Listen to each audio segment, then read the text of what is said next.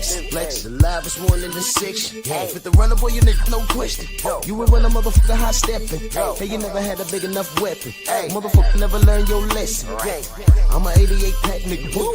I'm an 88 pack nigga. I mean, day walker, drink blood, fangs out, full moon, motherfucker change like a hoe. I'm just a nigga from the hood trying to stack a little cheddar. Tyson Fury being spoken to by Ben Davison, and there's the moment, the pre-fight kiss. I have never ever seen that before.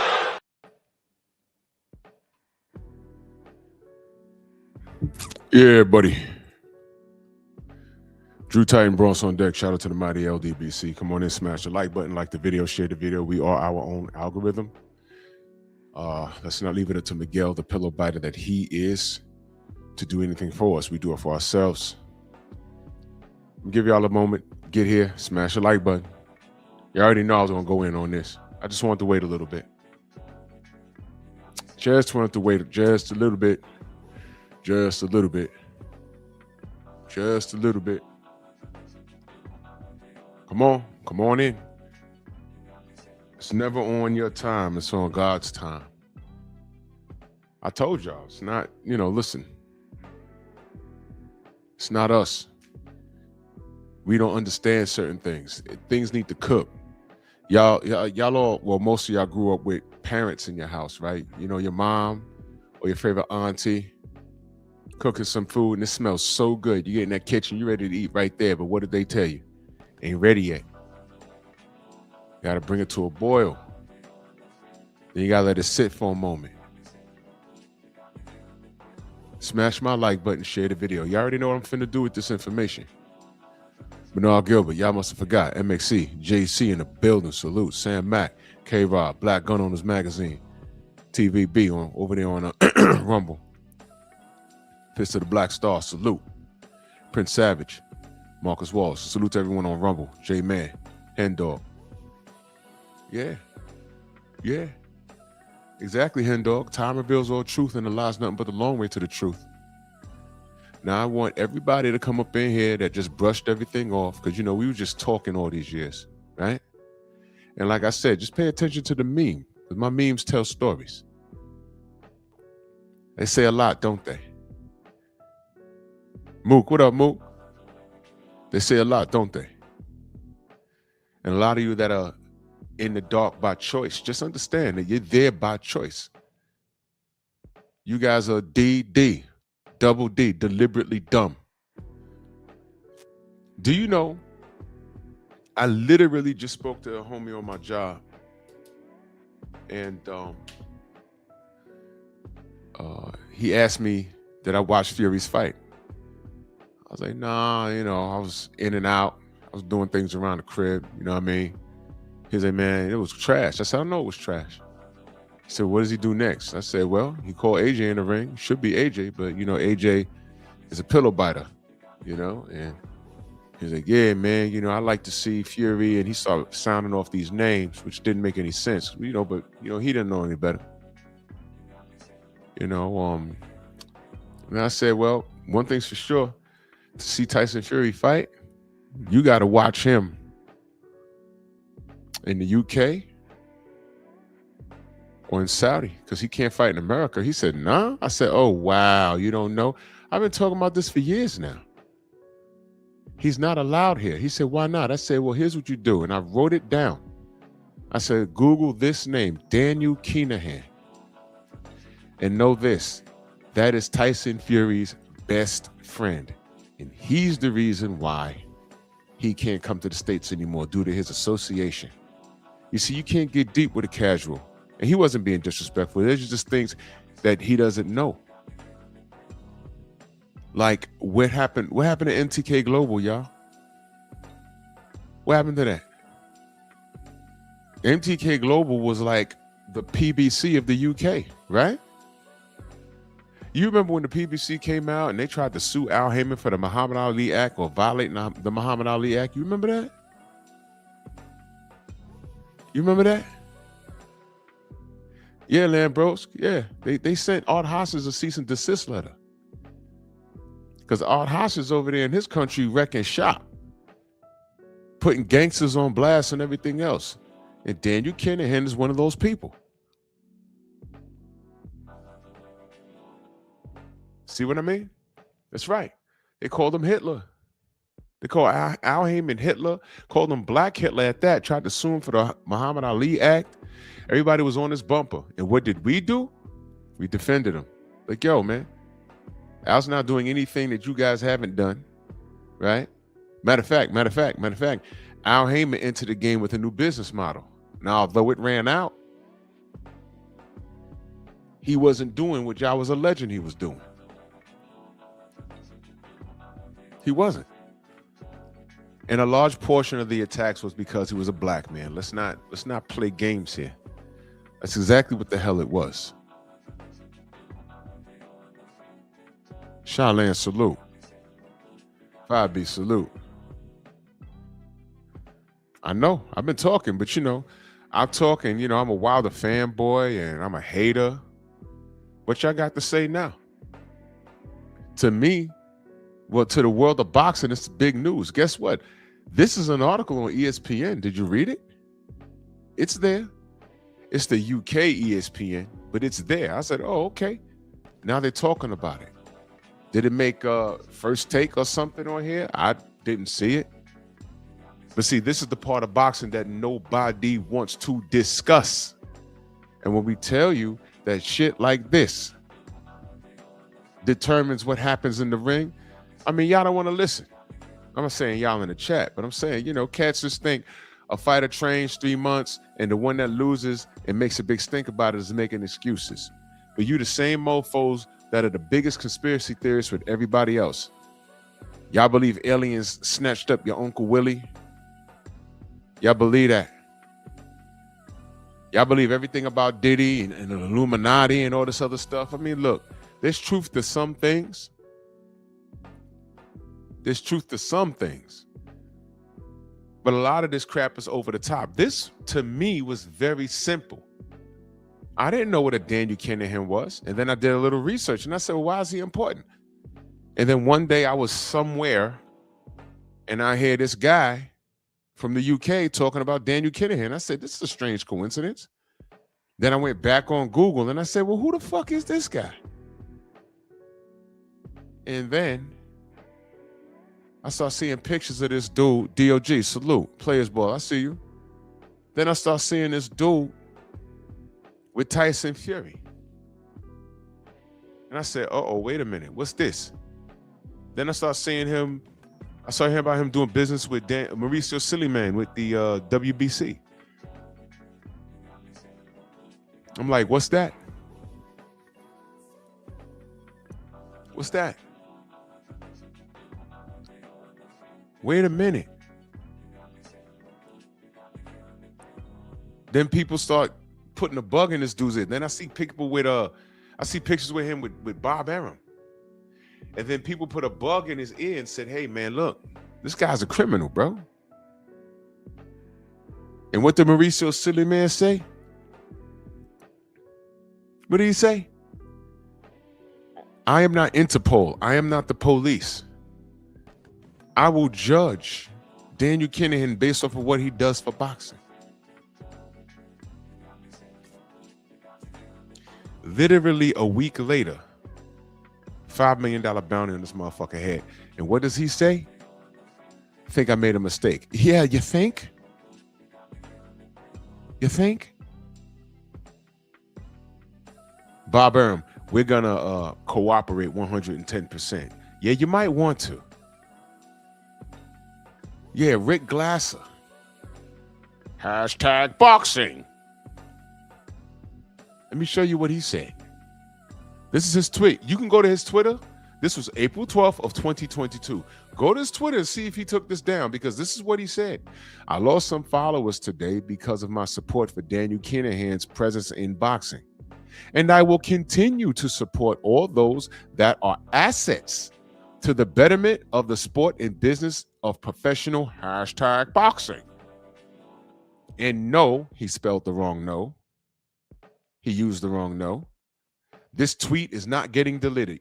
Y'all do me a favor. April 12th of 2022 at 4 p.m. He posted this. Could you please be so kind? Go to his Twitter and see if it's still there. Because it says right here, it's not getting deleted. That's what he said. Let me know if it's still there. I'm not on Twitter. Is that still up? Because he said it's not getting deleted.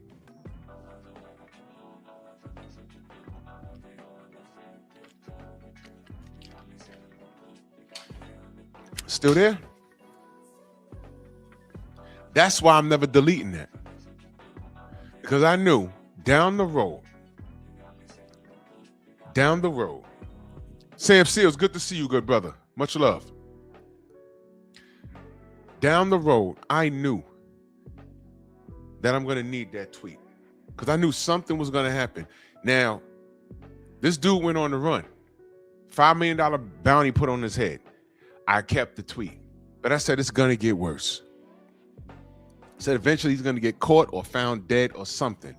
In this instance, he got caught just 2 days ago. He was caught in the UEA or UAE, whatever it is over there. Y'all let me know. Insane, what up? Y'all let me know. Is this clown, Rick Glaser, is that tweet from April 22nd, 4 p.m. of 2022? Is it still there? Or did he remove it? Just wondering. Yeah, Sam Mac, he blocks people that go in on him.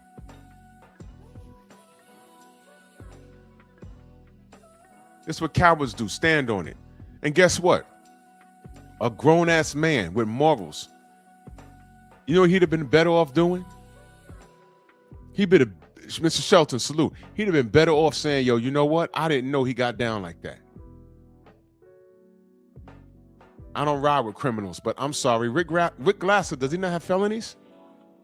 What was he doing, selling cars, and he rolled back to odometer on a car? Some shit. He's a felon, bro. Hashtag boxing, right? I'm not lying on him. Look him. Well, you know what? While we here, let's Google Rick Glaser. Let me see. Rick Glaser. Hashtag boxing. Rick Glaser arrests.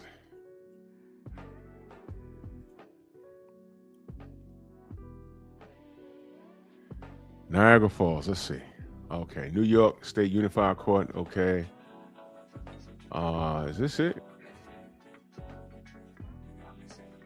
Appellate Division, Supreme Court. Okay. Is this him? Let me see. It's the court documents? Let me see something. Oh, I ain't reading all this. Holy smuts. Let me see something. No, I ain't. I think this is the actual court case. Hold on.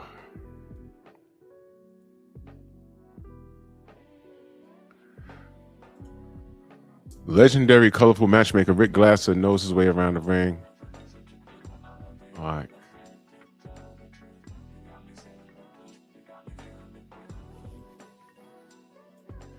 Arrested.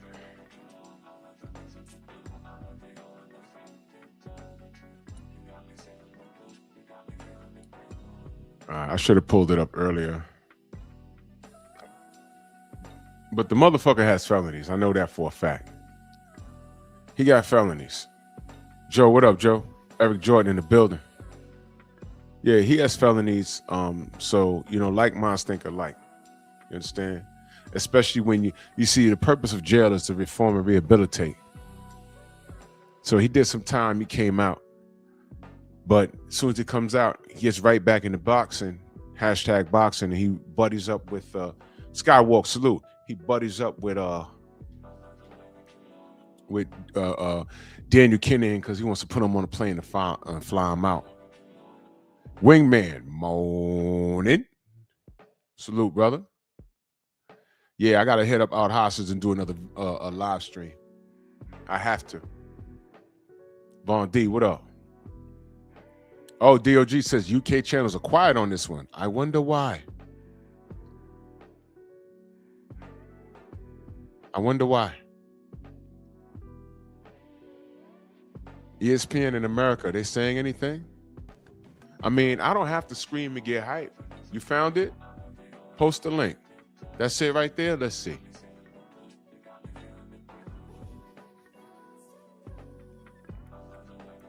United States Appellate Richard R. Glaser defended. This is back in 1994. No one has been convicted of the crime punishable imprisonment exceeding 1 year may possess a firearm. Okay. United States America. Okay. Yeah, I should have. I'm gonna hold on to this. I ain't gonna read all this right now. And I think his son committed a felony too. Don't quote me on that 100%, but I think his son did something crazy. Oh, there go Mauricio Silly, man. In the building. Salute. Salute. Yep. Oh, Mook. Okay, I'll get into it. Daniel Kinahan, I'll get into it. EJ, in that super chat, much love and appreciation. He says, snitching ain't easy. Can't funk with the ninja sword. You know, EJ, you right. Give power to my nigger sword! You right. Rod, what up, Rod? All right, Mook. Daniel Kinahan is an Irish mobster, right? Now, I didn't know who the hell he was. I actually found out about him by accident. Convos with Cam, salute, Queen. He's an Irish mobster. I'm just going to give you the short version. He's an Irish mobster. Shamar, what up, brother? Irish mobster. He dealt in guns, drugs, human trafficking. Was ran out of Ireland. There's a whole documentary about him, family. It's on YouTube too. There was an attempt on his life at I think it was at a boxing event in Ireland. It was a weigh-in. And they shot the shit up. And it was an attempt on his life. That's how bad this dude is. This is the Irish Scarface right here. He started you remember, Mook, you remember something called MTK Global out of the UK. That was his company. MTK Global signed a bunch of fighters. They were taking over UK boxing. And that was Daniel Kinahan. So he got chased out of Ireland, and I think he went to Africa somewhere for a while. He was on the run. And he kept jumping countries, and he landed in I think he was in Dubai for a long time too. But he still held on to MTK Global for a while. And what happened, Mook, was once they linked, he was still in all of Barry McGuigan, the Hall of Fame boxer. Barry McGuigan had a whole bunch of fighters. And MTK Global was the big dog in town, and they were just outpaying Barry McGuigan's fighters. I was like, yo, man, they were overpaying them. He was like, yo, come rock with me. And they say, yo, Barry, I got to make a living. So they were leaving Barry. Tyson Fury was running around with MTK, and they were doing their thing. Now, I didn't know. I ain't know nothing. I just thought he was some sort of dude with a bag. I never asked. King, what up? I didn't ask. And then something happened.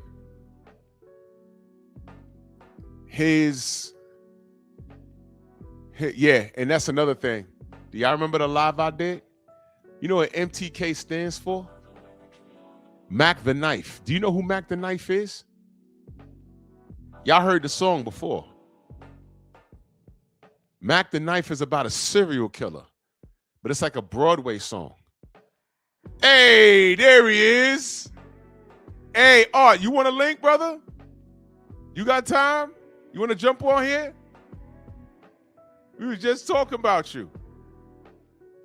You got a minute, let me know. You got a minute, let me know. Chef Art in the building, salute. So, this fool is a real life Scarface, the Irish version.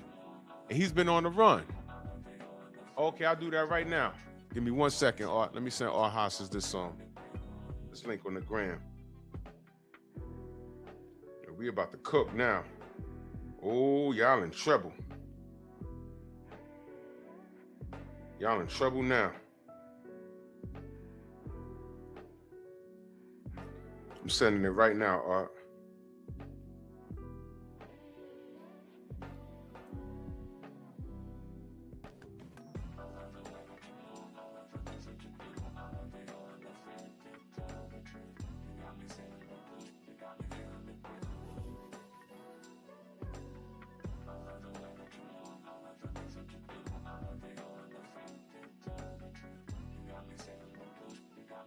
There you go. Did I do it right?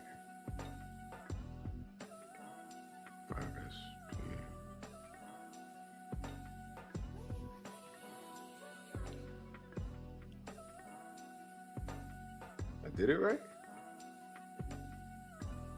There he is. My brother Art. Morning, Drew. How you doing? I'm blessed, brother. How are you?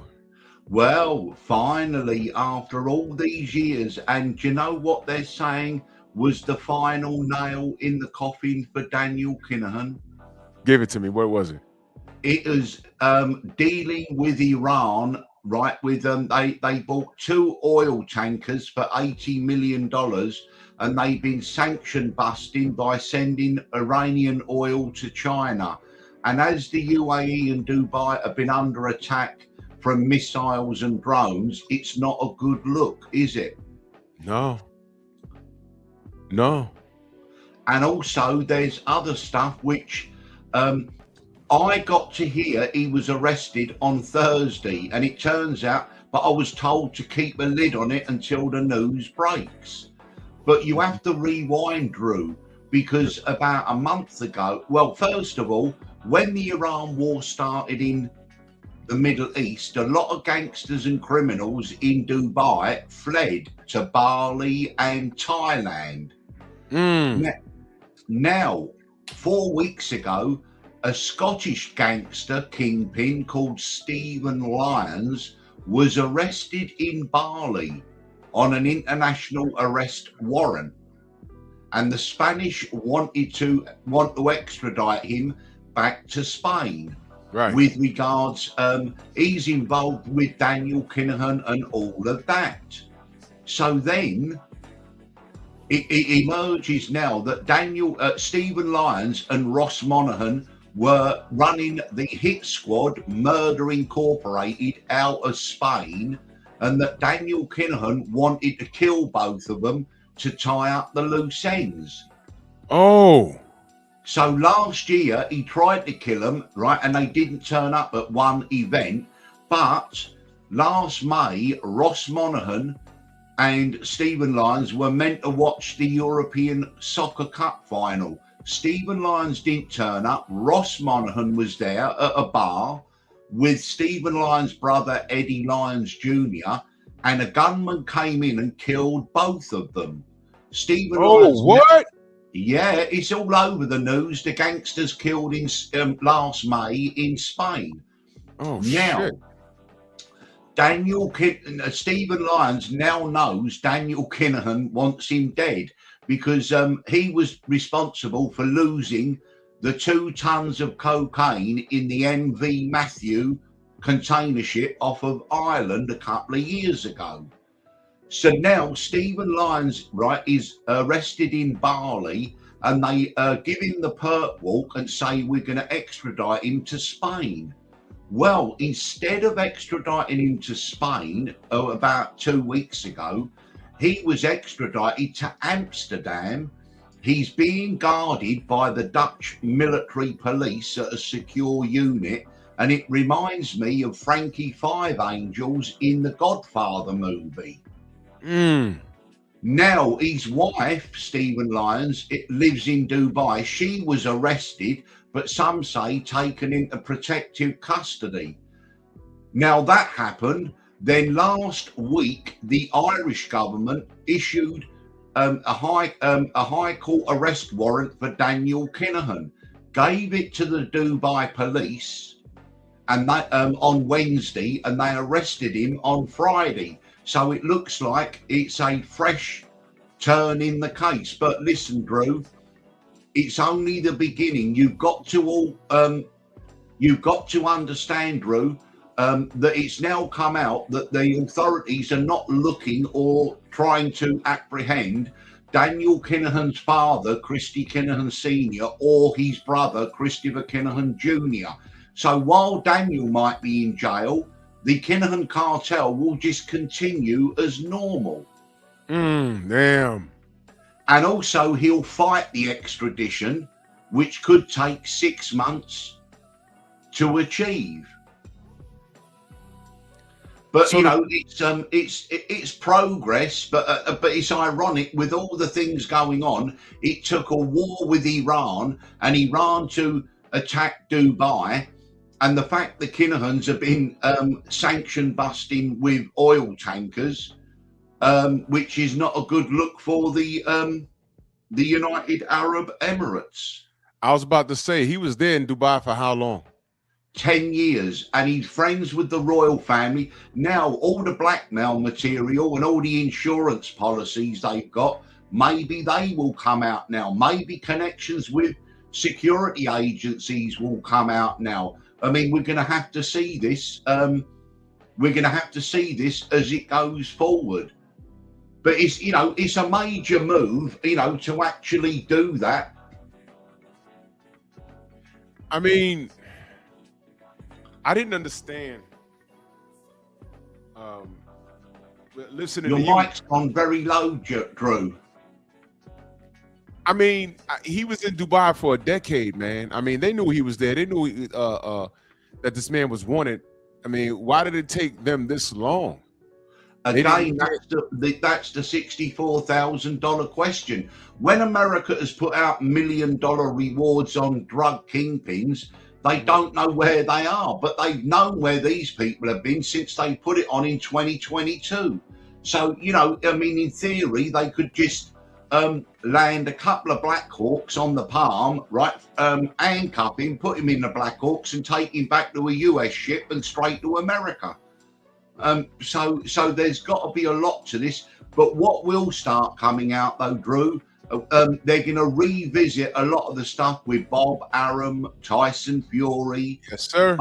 Bud Crawford, and lots of other things like that. And it won't be any good them saying, oh, I didn't know what was going on. I didn't know this. There's something called due diligence, because Bud Crawford will try to say, oh, I didn't know, he was just an advisor. Well, ignorance of the law is not a defense, is it, Drew?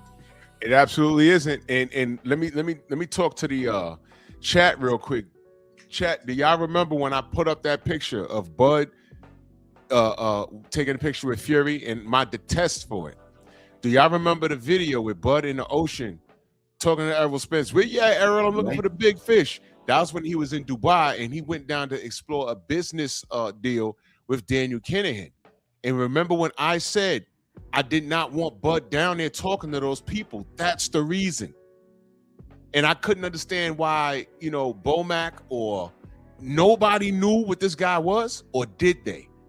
Now that term I used on Sugar Hill when I said in concert. Now y'all see how deep this can go. I don't even want these people asking Bud any questions, but the sad fact is they just made. How deep was you in it? Remember, Art, you told me that these guys could be moving drugs around and not even know it. They could put a 8 ball of coke in a watch or something. Oh, no. Yes, look, for years, one of the roles, because MTK were moving hundreds of boxers all around the world and different countries, and boxers, like musicians, they might land in a country, have their fight and go out within 2 or 3 days. So they don't have to go through the same checks. And they were moving drugs with boxers' equipment, but also they would send boxers around the world with expensive watches. $1 million Jacobs watch, okay, right, it can be resold, and it's a way of laundering money. And so, yes, I mean, all of these things we spoke about 4 years ago, Drew, you can now dust off the files because people will be speaking about this. Ladies and gentlemen, you see what I'm talking about? Now let me ask y'all a question. You think I want this for Bud? The man is undefeated for the fight of his life. He destroyed Canelo Alvarez. three divisions undisputed. Do you think I want him to deal with this shit? Do you think I want him to deal? I don't. Now there's a possibility. I'm not saying definitely, but there go Tay Jones in the building. Stormy, I see you. There's a possibility that they just might question him. I don't even want that for him. But he was there. To be fair though, Drew, now Daniel Kinahan's in custody, people might be more willing to speak about this because, however, it depends on how much they want to expose what has been going on. And also, you've got to remember that Daniel Kinahan has got two sons, Kian and Sean. And Kian Kinahan, the son of Daniel Kinahan, he was spotted at the Usyk Tyson Fury fight in Riyadh, 3 rows back from the ring. And he has been learning the boxing business. He's a clean skin, no convictions. But his two sons, Daniel Kinahan, have been taking over from their dad as Daniel Kinahan took over from his dad. But, Drew, Christy Kinahan Sr. is still the godfather. He's still the boss. All he did was delegate the criminal guns and shooting and drugs to Daniel, the money laundering to young Christopher, but he still retained control. Oh, my God. You know what? It just dawned on me. Go on. How many sportscasters do you think was in on this NTK shit and actually took money? I think the list would be an extensive list. You've got that man who looks like he died years ago. Is it Glassman or something? Rick Glaser? Yeah, Glaser. That's the fella, right? He's in it up to his neck. And all the cheerleaders for Daniel Kinahan. Now they're all going to be, even Tyson Fury. That's what Rick Glaser said right there on the screen. That's what he said. That's what he said on his Twitter. That's what he said. Can you see it? You want me to read it? I'll read it. He says, I lost some followers today because of my support of Daniel Kinahan's presence in boxing. And I will continue to support all those that are an asset, that are assets to the betterment of the sport and business of boxing, of professional boxing. And no, this tweet will not get deleted. That was 4 p.m., April 12th of 2022. That's what he said. And he was down there. Daniel Kinahan flew him out. He talked about it on several platforms. Daniel Kinahan flew him down there. He was down there with Mauricio Suleiman. He was down there with Tyson Fury and Bob Arum. They were all down there. There's pictures and everything.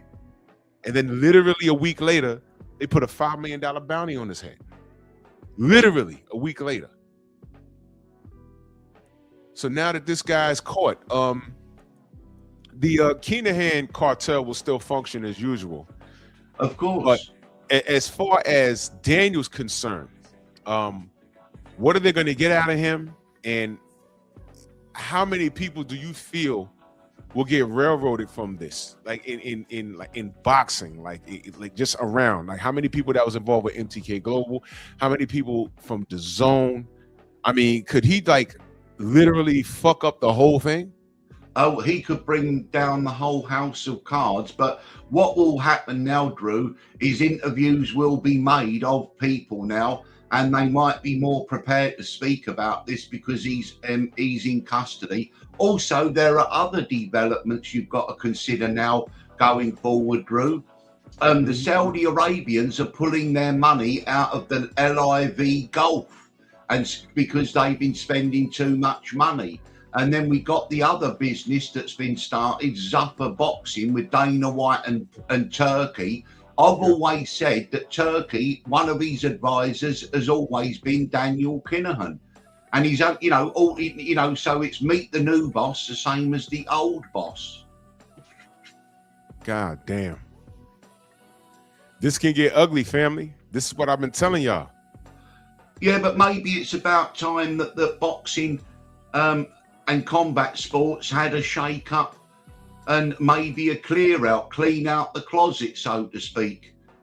You know, at the end of the day, the days of promoters like Eddie Hearn, Frank Warren, Bob Arum, you know, they're antiquated. Today, it's done by corporate businesses, and in many ways, that does give the boxers more protection. Yeah.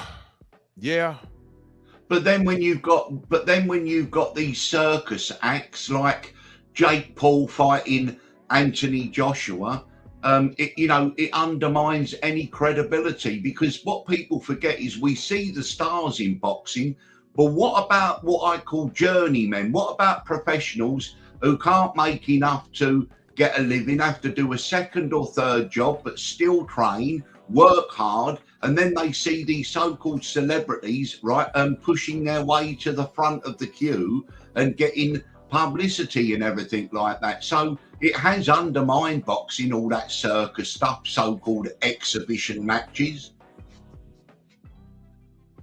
Yeah, I mean, brother, you know, I talk about things like this every day, and it's a sad state of affairs. You know, when I talk about it, I don't understand the thought process of many people. When I talk about it, I get, you know, talked down at, like, you know, I'm called a hater and things of that nature. Of course. You know, it's disgusting. Look, I don't mind. You know, there's a place for Jake Paul. I think it shouldn't have gone as far as him fighting other YouTubers. But, you know, or if it runs parallel to the professional sport, but don't try to merge it all as if because there are many boxers out there who spend their whole career working hard with no reward, and then they see these pretty boys come in and dance around the ring. It's all scripted. Yeah, it's disgusting, brother. It is disgusting. But then some things don't change, though, Drew. I mean, Anthony Joshua is still a closet gay man. I mean, honestly, there's no one more gay than Anthony Joshua. I mean, look, it don't matter, does it? But you know, why hide the fact? I keep telling people that dude is flaming hotter than Mercury. Exactly, yeah, and I think he's been taking lessons from Lennox Lewis, because he's also a gay man. Now, listen, if you don't believe me, do you remember Lennox Lewis's manager, Frank Maloney, came out one day in a dress and said, "I'm now Kelly Maloney." Oh, no, yes, bro. You know what, man? You know what? The only thing I'll say about Lennox, look, he might be gay, I don't know. Right. But at least he fought everyone he was supposed to fight. Oh, no, listen, he's one of the greatest fighters of all time, and very, very underrated when they talk about the history of boxing. Yeah. I mean, Lennox Lewis carried the heavyweight division in the 1990s when it was on its knees, honestly. Yeah. Now, unlike AJ, he's just a pillow biter, and he's not doing anything remotely close to what he's supposed to be doing. And it's absurd. That's why I gave him a lot of attention yesterday. And you riding around in a golf cart with orangutans. I mean, what black man does that? You don't understand symbolism at all? God damn. Yeah, but the thing is, though, Drew, you see, it's the same, right? It's the same with everyone. As soon as they get money, they get influence, they then become arrogant, get egos the size of Montana, and disdain for the people that have supported them on the journey, the way up. You see that with a lot of stars that sort of forget where they came from, and they treat people with disdain and think people are stupid. Arrogance and ego are two of the worst things in their private life. I mean, yes, in the ring, that can obviously help, but not in their everyday life. But also, I think when people talk about all the problems in the world, right, I think it comes down to two words: sodomy and buggery. Those two things, right? If you took them out of society, it will be a much better place. Hey, I gotta agree with you. Morals and ethics. right? You know, get up and go to work and do a day's work, right? Don't sit there with your hand out going, give me this for nothing. You know, it's that, you know, society should offer a hand up, not a hand out. Nah, I feel you, man. That's how adults should move. But you know, we're in this era. I always say this era is in error. Everybody's ass backwards. It's a benefit culture. It's what can I get for doing nothing? That's right. That's why I don't like it when I have somebody from Gen Z oversee my content and say that it's inflammatory. Say, man, you have no dirt under your fingernails. You haven't lived enough. And, you know, you grew up on a steady diet of Ritalin and Prozac. Everything offends you. You know what I mean? Exactly. Ritalin, Prozac, Twinkies, Burger King, and just greasy, right, filthy, horrible food. And that's right. The whole generation of people. No wonder everyone waddles around about 10 stone overweight. Yeah. Yeah. And listen, Drew, I'm the same. All right, I've been overweight. You, many years ago, you was overweight as well, but you addressed it, did something about it. That's right. I sure did. And these kids today, along with those drugs, this processed food, it does play in on their mind. That's why I'm hearing a lot more speech impediments. I'm seeing a lot of dudes painting their fingernails, and they need security animals, and it's like, you know, and all I want to do is watch boxing, and I come on here and I have people arguing with me in the chat, and when I drop my link, I realize I'm arguing with a 21-year-old that hasn't even moved out his mama house yet. It is disgusting. It's disgusting. And I'm not trying to talk bad about anyone in particular. I'm saying the chat knows, listen to the characters when they click the link and start talking, and look at what they're defending. How many of y'all know the channels? Let me ask you, I don't give a fuck. I'll say anyone's name. Is KO talking about this? No. Is Fanon talking about this? Of course not, because it's a narrative they want to avoid like the plague. This is disgusting. This is a big thing. Daniel Kinahan was washing his blood money in the sport of boxing. MTK Global vanishing, that was a big deal. When Tyson Fury was canceled from coming to America, he had a whole house in Vegas, and he was the current WBC champion. That was big news, and ESPN didn't say anything, y'all.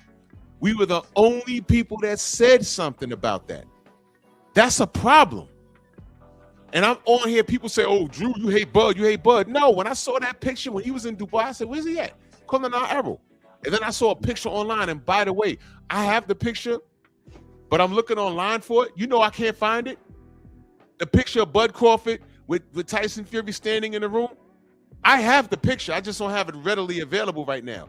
But I'm looking for it online. I can't find it. Did they scrub the internet of that picture? Because I was livid. I said, no, somebody tell Bud not to go do that. Hang on, Drew. You can use that thing called Wayback Machine. Do you remember that? No, what's that? There's something, everything on the internet gets stored, and you can go use this thing called Wayback Machine, and it'll retrieve anything on the internet, even if it's sort of been deleted. Oh, shit. Yeah, I'm gonna research that, because regularly I'm looking at it. I can't find this pic. Shit is gone. Shit is gone, man. Now, why is that? I told y'all that this was a problem. I told y'all. Now, if anybody from any form of law enforcement even speaks to Bud, I'm gonna get annoyed. And just remember, I told y'all so. I told y'all so.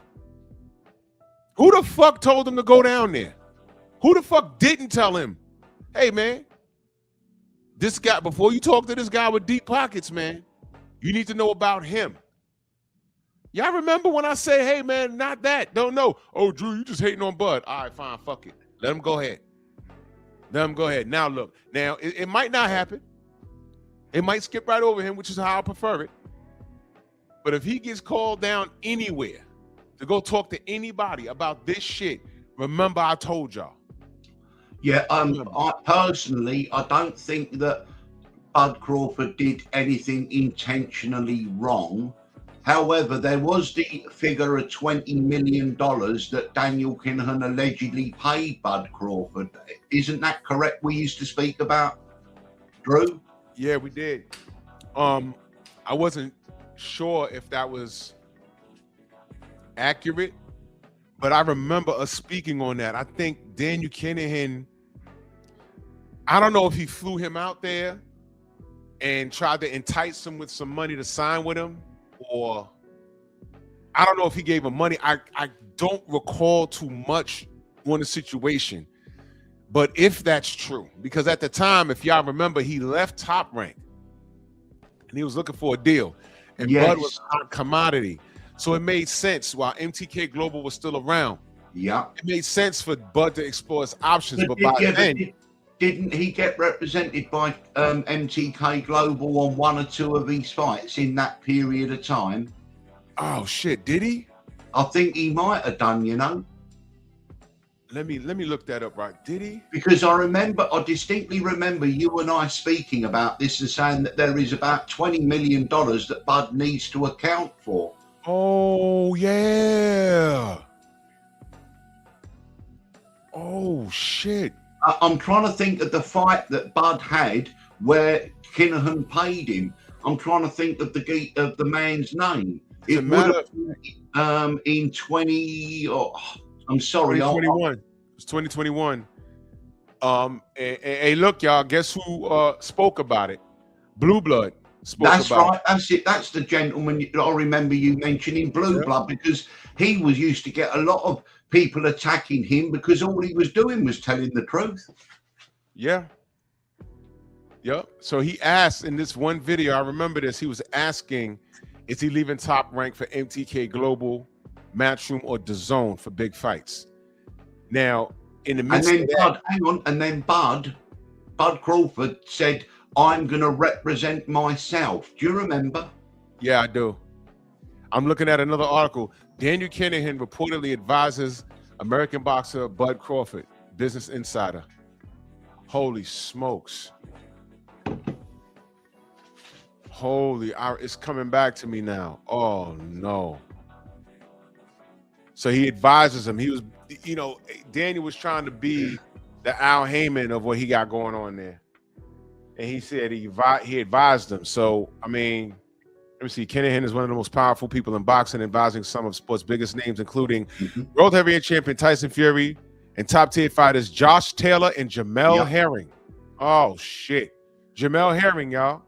Yeah. He advises his stable of boxers and even organizes.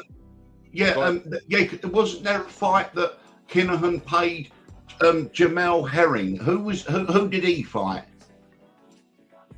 I don't recall. Hang on a sec. Oh, it was Ebenezer. It was David Ebenezer. Yeah, do you know what? I think you're correct. That was the fight that Kinahan paid Bud for. I might not be right, but I know he did pay him for some. Because we were discussing at the time, Drew, that we worked out that there was $20 million that Kinahan had paid Bud Crawford, and that Bud would have to account for that money. He said, BFTV salute, call Frampton. Oh, that's right. This was like 2021. This was a little after the pandemic. No, yeah, Tony G, this was before the sanctions came. Herring fought Frampton. Right. Oh, shit. Yeah, but I don't think he's got anything to worry about, Drew, as long as he's just honest and truthful. There's no good hiding behind the lawyers. Yeah, I mean, if they call him in for questioning, just say what it was. Just give them a witness statement and say, look, there's the bank accounts, there's the thing, there's this, that, the other, and that will be okay. But if he just hides behind a wall of lawyers, then the problem is it's the optic. It's not what the truth is, it's what it looks like. Yeah. In this instance, just say what it is. And Drew, can I ask you, if you don't mind, who is Bud Crawford represented at the moment by? But he's retired. Well, He retired. okay. In his Yeah. last fight, though, in his last couple of fights, then who was he represented by? He was independent. He went to, he went and worked with the Saudis, Turkey al-Sheikh. Right. Okay. Yeah. So he was by himself, and Turkey just threw some money at him. Mm-hmm. Paid Canelo triple the amount of money, whatever the hell it was. Mm-hmm. And he beat Canelo and got out the game. I think he'll be back though because he's fit, and I just don't think that that'll be the end of it. To be honest with you. Yeah, he said he's done. I'll take him at his word. But these fighters, you never know what they thinking in the next 2 years, especially if they run up on some financial issues. I mean, look at Floyd Mayweather. He was gone literally for 10 years, and now he's about to fight Manny Pacquiao. It's like, what are you doing? I mean, honestly and truthfully, when you get that kind of money, right, how it's hard work spending it, let alone becoming bankrupt. I mean, honestly, when hundreds of millions of dollars, how on earth can you get through that if you just think when you didn't have money or like a street person? I'll buy a house, thank you. The deeds are in the bank, thanks very much. Oh, I'll buy some shares, I'll do it. And all this. And then, but what happens is you see the so-called money advisors, okay, end up running off with the money. I mean, Donald Trump, he came out with the funniest line. Do you remember that Bernie Madoff who ran off with 68 billion? Oh, yeah, that was right. He was right here in New York, in my city. Right, well, Bernie Madoff years ago asked Donald Trump that he said, why don't you invest in my fund? And Donald Trump, quick as a flash, says, I can lose my own money. I don't need someone else to do it. Boy, I tell you, they know each other. Real recognizes real, whether it's good or bad. Exactly. I mean, look. I mean, if you came into a lot of money, Drew, you would do the basic things. You buy a property, you'd get a fund for the kids' college fund and all this carry on. Right, it will be very difficult, right, to spend that money. So I can never understand why these people have such a huge amount of money and then all of a sudden go bankrupt. Well, it means people have got to be stealing off of them, haven't they? You're absolutely right. Stormy B-Man in that super chat, he says, you're right. The Crawford Fury image has been scrubbed from the internet. I just did an extensive search. I guess money erased that. Really? Stormy. Yeah, bro. How are you, Stormy B, man? Nice to see you. You know what? But I got it. And just for that, I'm going to find it. I'm going to find it tonight. I'm telling you, I got terabytes worth of, I know I got that shit because, matter of fact, I got this new technology. I'm going to find it and make them dance just for that. Because just put it up there, man. Leave it. His butt ain't do nothing. He ain't do shit but take a picture with a fucking gangster. Now, getting back to this shit, I'm going to tell you what I'm hoping for. Because Tay in the chat, all my brothers and sisters are in the chat, we went through hell trying to figure out what was going on with Deontay after the second Fury fight. Mm-hmm. And then remember, I came across you. Mm-hmm. And I'm like, holy shit, because I was hearing the name and I said, I don't know about no motherfucking Daniel King. Who the fuck is this Daniel Kinahan? I know nothing about that shit. And man, once I was listening to you, and I don't even know how, I was just listening. I said, yo. And then I did the Google search. I said, this guy's a fucking giant gangster. What the fuck? And he owns MTK? What the fuck? And then it figured out. And then, you know, Tay Jones started telling me the phone calls he got. And I said, no, the poisoning of the water. BF, you got it? Bro, I know we all got it. Tay got it, Stormy. I know we all got those pictures. We got that picture. I know I have it.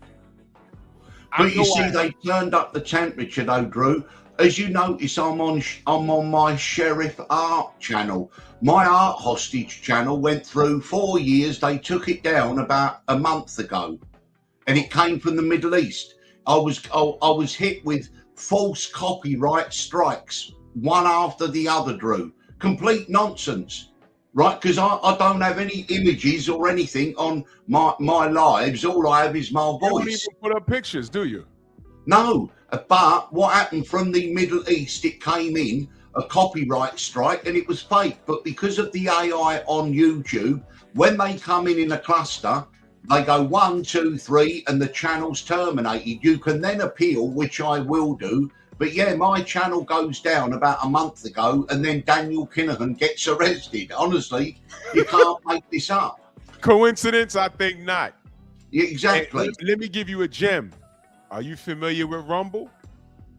Rumble. I've heard people speak about Rumble. Yeah.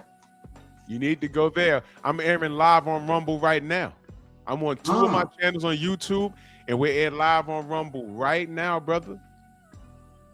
Start a Rumble account. They're a lot more relaxed over there. Until we go over there and start stirring the pot. I don't know how they're going to be next year or the year after that. But for now, everybody that disappeared off of YouTube, Fresh and Fit and all these other, Manosphere guys, they're over there making the same amount of money. They're sharing the same message, and they're playing copywritten music. They're doing all kinds of shit over there. Oh, yeah, because, my channel had about 8,500 subscribers, but this one I use now is my backup channel. It's already up to 1,300. But, could you put my link into it so maybe someone could give me a sub? It's my backup channel. Absolutely. Let me... Hang on. Let me just... I can... where are we? But yeah, you know this, Drew. It's a rite of passage, really, on YouTube to lose a channel, isn't it? It sure is, brother. They take monetization. They take people's monetization. They don't send out links. But I'm gonna tell you what. I went over to Rumble. There goes the link right in the chat, y'all. Y'all make sure y'all subscribe to our brother Art Hostage. I went over there and I'm getting more views on Rumble on content that's airing at the same time on fucking YouTube. I just got to Rumble a month and some change ago. My views are up through the roof over there. And I'm like, look at this shit. This is crazy. They do not send out our links. They don't send out our notifications. They just don't do that for us. And we're all truth tellers. But when you have a bunch of criminals and I'll just say it, criminals and a bunch of homosexuals and Gen Zers that get annoyed that we're telling the truth on people that they slurp. God damn it. Yeah. They don't like us. Because I always say, stop me when I'm lying. If you can prove that I'm lying, then I'll stop. I never lied on Tyson Fury. In fact, I used to be a supporter of his. And then I start finding out all this stupid shit about him. I can't support that. I say the same thing about Tank Davis. I say the same thing about Fury. I say the same thing about Ryan Garcia. All of these guys. I say the same shit. Canelo Alvarez. How much am I supposed to overlook? The guy's a drug cheat. The guy he pads his stats. He dropped the belt instead of fighting Gennady Golovkin at first. How much am I supposed to look out? How am I supposed to just overlook? This son of a bitch, Sugar Hill. I can't wait. Now, let me tell you. If people get called in for questioning, I can't wait till we find out this black motherfucker goes in. I can't wait. I want that to be aired on C-SPAN or some shit because I want to watch it. Because I told this son of a bitch, I hope you understand in concert. Matter of fact, let me see. Should I play that? Oh, did you see my discussion with Sugar Hill? Yes, I certainly did. Yeah. This fucking, that son of a bitch. He become very defensive and even hostile towards you. He was very hostile. And I wasn't disrespectful. I was just asking questions. Let me see if I can find it. This fucking guy, man. That's right, Stephen, you're correct. Where are the gloves? They're in my attic. That's what he said. I ain't answering that. Oh, that's faggot ass Scotty White boy talking shit. Man, I have a lot of people that sucked my dick back then, right? Oh my gosh, it's bad. And have you still got the video where you saw Rick Glaser was in the car park that time and he left he was thrown out the press conference? Oh, you know, I haven't seen that video in a long time. Oh no, I hope you still got it, because that was see, again, you was a lone voice in the wilderness asking about Kinahan. Everyone was terrified. There it is. There it is. I remember that. Y'all haven't seen this. This is when Fred was doing his show, Barbershop Conversations. Yes. Now, I know that y'all got things about Fred, but I want y'all to put that aside. This was the interview, and this was my quote-unquote viral moment. I had just came from the gym. I was walking from my car, and Tay Jones called me. He said, yo, guess who's gonna be in the barbershop? I said, who? He said, Sugar Hill. And I told Tay Jones, I said, I'm not calling in, bro. I'm not calling in, bro. I don't. BF, you never seen this? Whoa, okay, you're for a treat. I said, yo, nah. Now, I wasn't gonna call in, but Tay called in. I said, fuck it, I guess I gotta call in. Now, I came from the gym, that's why I was dressed like that. So pardon my appearance, man. Go ahead, Drew, it's on you, man. I promise to be respectful, Fred. Okay. I promise. Okay. Please do. Officer Hill, how are you, brother? You good? Hello. How you doing? You can hear me? Yep, I can hear you. Yep. All right. What is the worst case of cheating that you ever seen in the sport? Other than what we are alleging. I would say the worst case of cheating that I've seen, I would or know about would be, I guess, was it? I don't want to get the name. It was in Panama. They took the hair out the gloves out the hair out the gloves. That's an older fight back in the day. Panama Lewis. And then I guess what talking about Louis Resto. Yeah. Talking about Louis Resto and Panama Lewis. Now I'm gonna stop it frequently. Because I don't know how YouTube is gonna act. But I'm claiming fair use right now. And plus, that's me. God damn it. He's talking about Louis Resto and Panama Lewis. Louis Resto used to live in the Morse Park gym right here in the Bronx. And you catch him walking up Morse Park Avenue. Career was ruined. Just do the research on Panama Lewis, a known cheater in Louis Resto. Ruined that boy career. Louis Resto and Panama Lewis. Yeah. Louis Resto lives right here in the Bronx. I see him sometimes. Do you agree with that penalty that they served Panama Lewis and Louis Resto? You know, Louis Resto did some jail time behind that. I don't know. I haven't really gave too much thought about it, but I do believe it's very, very serious.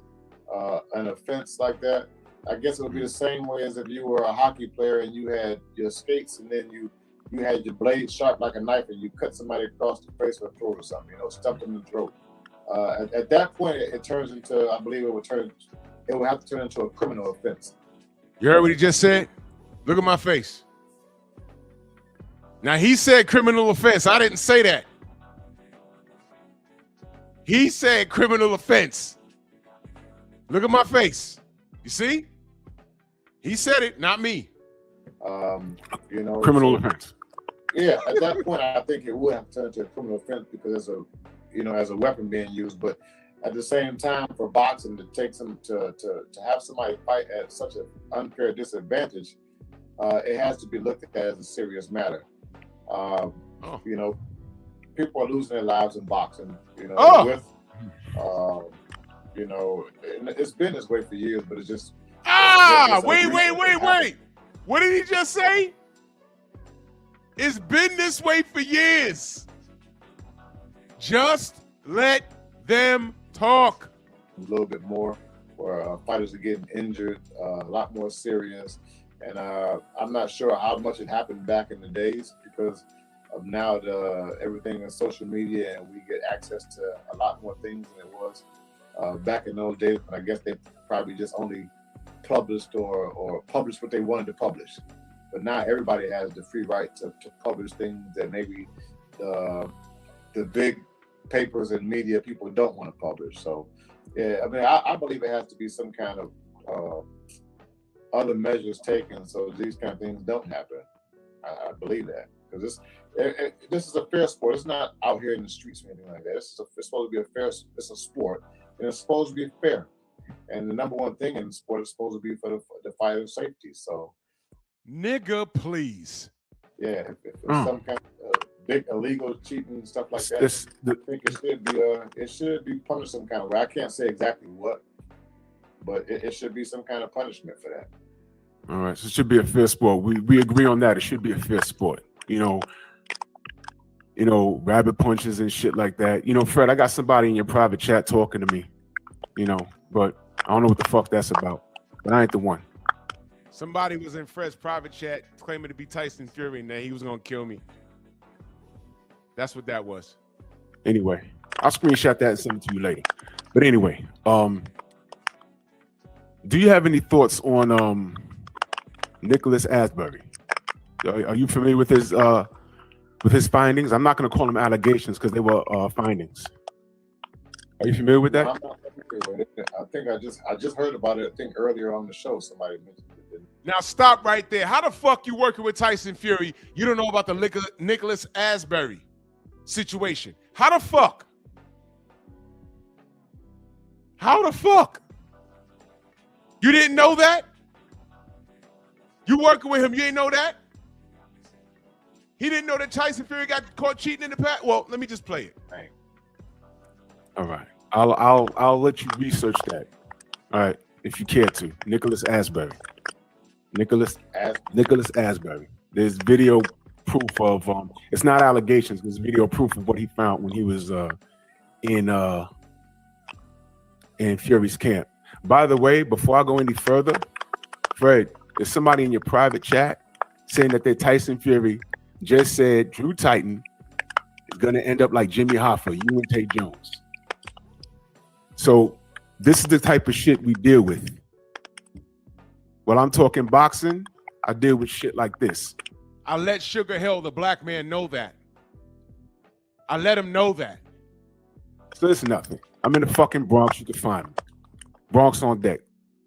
Come in here if you like. Ain't gonna end well for you. All right. So anyway, Sugar. Yeah, I'm fucking with the wrong crew. Eat a dick. Anyway, Sugar. You were rapping the hands. Was the commission in the room when you was rapping the hands? I wrapped the hands in the presence. The commissioner's sitting there and JD's are sitting there while I'm rapping the hands. But as I stated earlier, when I rap hands, I have 4 galls and 2 tapes, 2 rolls of tape. I give those 4 galls to the commission and the tape, and after that, I give them to whoever is the person representing the other fighter, and they get to hold them and touch them. Then I make the pads, and then I wrap them. That's what I always do. All right, so you hear all of us talking about the cameras being unplugged and all of that stuff. You don't know nothing about that because you was busy wrapping your guys' hands. So let me ask you a question. Y'all remember they cut the cameras off? Wilder Fury 2, remember they cut the cameras off? Granted Tyson Fury's history of being a cheater, because he's a cheater. Never mind the cocaine, he popped dirty PEDs. He has this thing with Mark Carefoot or whatever the fuck's going on. Mark Carefoot went missing, y'all. Right? All of that is real. All right. Do you think that the supporters of the sport, you just mentioned fairness, do you think that we have reasonable cause to believe that there was some funny stuff going on? Granted, after the second fight, we all went back and looked at the first fight and saw his glove doing the Macarena, which is not normal. And before you answer that, have you ever looked at tape of his old fights? Was his glove doing that in any of his old fights? Because I don't recall. This is a 2-part question. I saw the fight. I saw where they posted the glove from the first fight when he was throwing punches and things like that. from my experience with Tyson Fury and training him, and that was one of the things that I worked on was him punching properly. Nigga, I ain't talking about punching properly. I'm talking about his motherfucking glove. Why he playing with me? And to my knowledge and experience, Tyson Fury wasn't punching properly. I don't let fighters punch like that. And that's something that I discussed. Did I mention about punching properly, or did I mention about the glove being permanently affixed to his hand? Who the fuck you think he talking to? Earlier as well, in the amateur boxing, I don't know if you remember, but gloves, amateur boxing gloves had a white stripe across the knuckles, a white patch. Yeah. And that's how you scored a point. Why is he walking me around the block? You see this shit? Did I mention anything about proper punching, or did I mention something about a fucking glove being permanently or not permanently affixed to his hand? Did he answer my goddamn question? So in amateur boxing, they started teaching you how to punch properly. They're supposed to teach you how to punch properly. You would get a point takeaway if you were slapping. I never let my fighters punch improperly because that's what the man taught me. Make sure they punch on the knuckles because they're going to be more effective punching on the knuckles like they're supposed to do than slapping. All right, let me ask you a question. Okay, so have you ever reviewed old video of him fighting prior to you training him? Nope. Wait a goddamn minute. This nigga just lied. How you telling me that he's not punching properly, but you just said you never saw him fight prior? Do you hear this? You never saw him fight prior to that, but you knew to teach him how to turn punches. And I didn't ask about turning punches. I'm talking about a glove that wasn't permanently affixed to his hand. Drew, he wasn't there for the first fight. He was there. Ricky Hatton was there talking about pull me glove up. Remember that? Drew, you can tell that Sugar Hill is lying because he keeps folding his bottom lip because his body language. He knows he's lying and he's choosing his words carefully. And he keeps rolling his bottom lip. And that, to me, is he's very nervous. If there was nothing wrong, Drew, he would just bat it off and say, oh, don't be silly and da-da-da. But he is on the ropes here. Body language. He fucking knew. So you can't confirm whether he's been punching like that his entire career? I'm sure he had. I think I saw Steve Cunningham. He throws punches. So oh, now he saw the Steve Cunningham fight. I just asked this dumb motherfucker, did he ever see him fight prior? He said no. You see? Now, did I cuss him out or anything? No, I let him talk. Take note from this, ladies and gentlemen. I always tell you, always let them talk. And also, do you remember, Drew, when Maurice Suleiman had those gloves on his desk in that fight? I think it was a women's fight they cheated. They'd taken the stuffing out. Do you remember he spoke about it? Yes. Oh, yes. Oh, I got that clip. Good. I got that clip. Oh, yeah. Yep. So fast. I mean, I know he's not punching properly because he should have been getting more knockouts, but I know he wasn't punching properly. I didn't study his old fights to say, oh, look, he's doing this in this fight and that fight. But I do know he's been punching improperly, yeah. Okay, so you was with him in Wilder 1 in the 2 fights he had in between. You wasn't with him in the 2 fights in between? I said that shit on purpose. I said Wilder 1 on purpose. Because if he wasn't with him in Wilder 1 and he never saw him fight prior to him working with him in the second fight, he can't use Wilder 1 as a reference. So he just shook his head. And then prior to that, he said, I think I saw the Cunningham fight. Either you are, you aren't. See, he knew he was in deep shit with this. I was only worked with Tyson Fury on Tyson Fury Wilder 2. Okay, so did you see his previous fights after Wilder 1? Ask him again. Yeah, I saw he fought Schwartz and then... oh my God! There it is! There it is! Did I not just ask him, have you seen him fight prior? He said, I've never seen him. Now all of a sudden he's seen it. Look at his eyes. I'll bring it back. Look, look, look. When I ask him again, I do this on purpose. The one? Yeah, I saw he fought Swartz, and then Oh, the guy that Walk. had him all bloody up, the guy who cut his eye and stuff. Wow. Okay, out of Wallen. All right, Swartz and Wallen. So you saw those fights. Yep. He wasn't punching like that. He wasn't punching like how I have him punching now. I didn't like the way he was punching for those 2 fights. So he wasn't punching like that after you got a hold of him. Yeah, I changed his punching. Yeah. You changed his punching. Mm-hmm. All right. But you just said you never saw him fight prior to you getting a hold of him.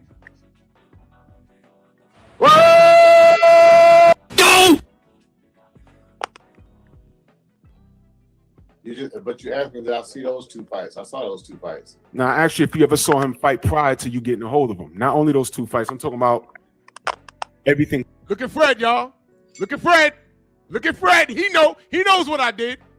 Prior to that. Oh, I saw those fights. Yeah, during the training camp, I did see those fights. You see how he just lied? This motherfucker, bro. Okay, so you saw him fight Klitschko. For example, you saw him fight Vladimir Klitschko. You saw the Klitschko fight at all?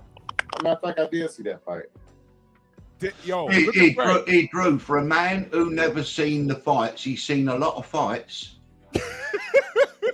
Every fight you've asked him, he went, yeah, I did see that one. Oh, yeah, and I saw that one and that one, but I didn't see any of his fights. Go, well, hang on, every fight I keep mentioning, you keep saying, yeah, I saw it.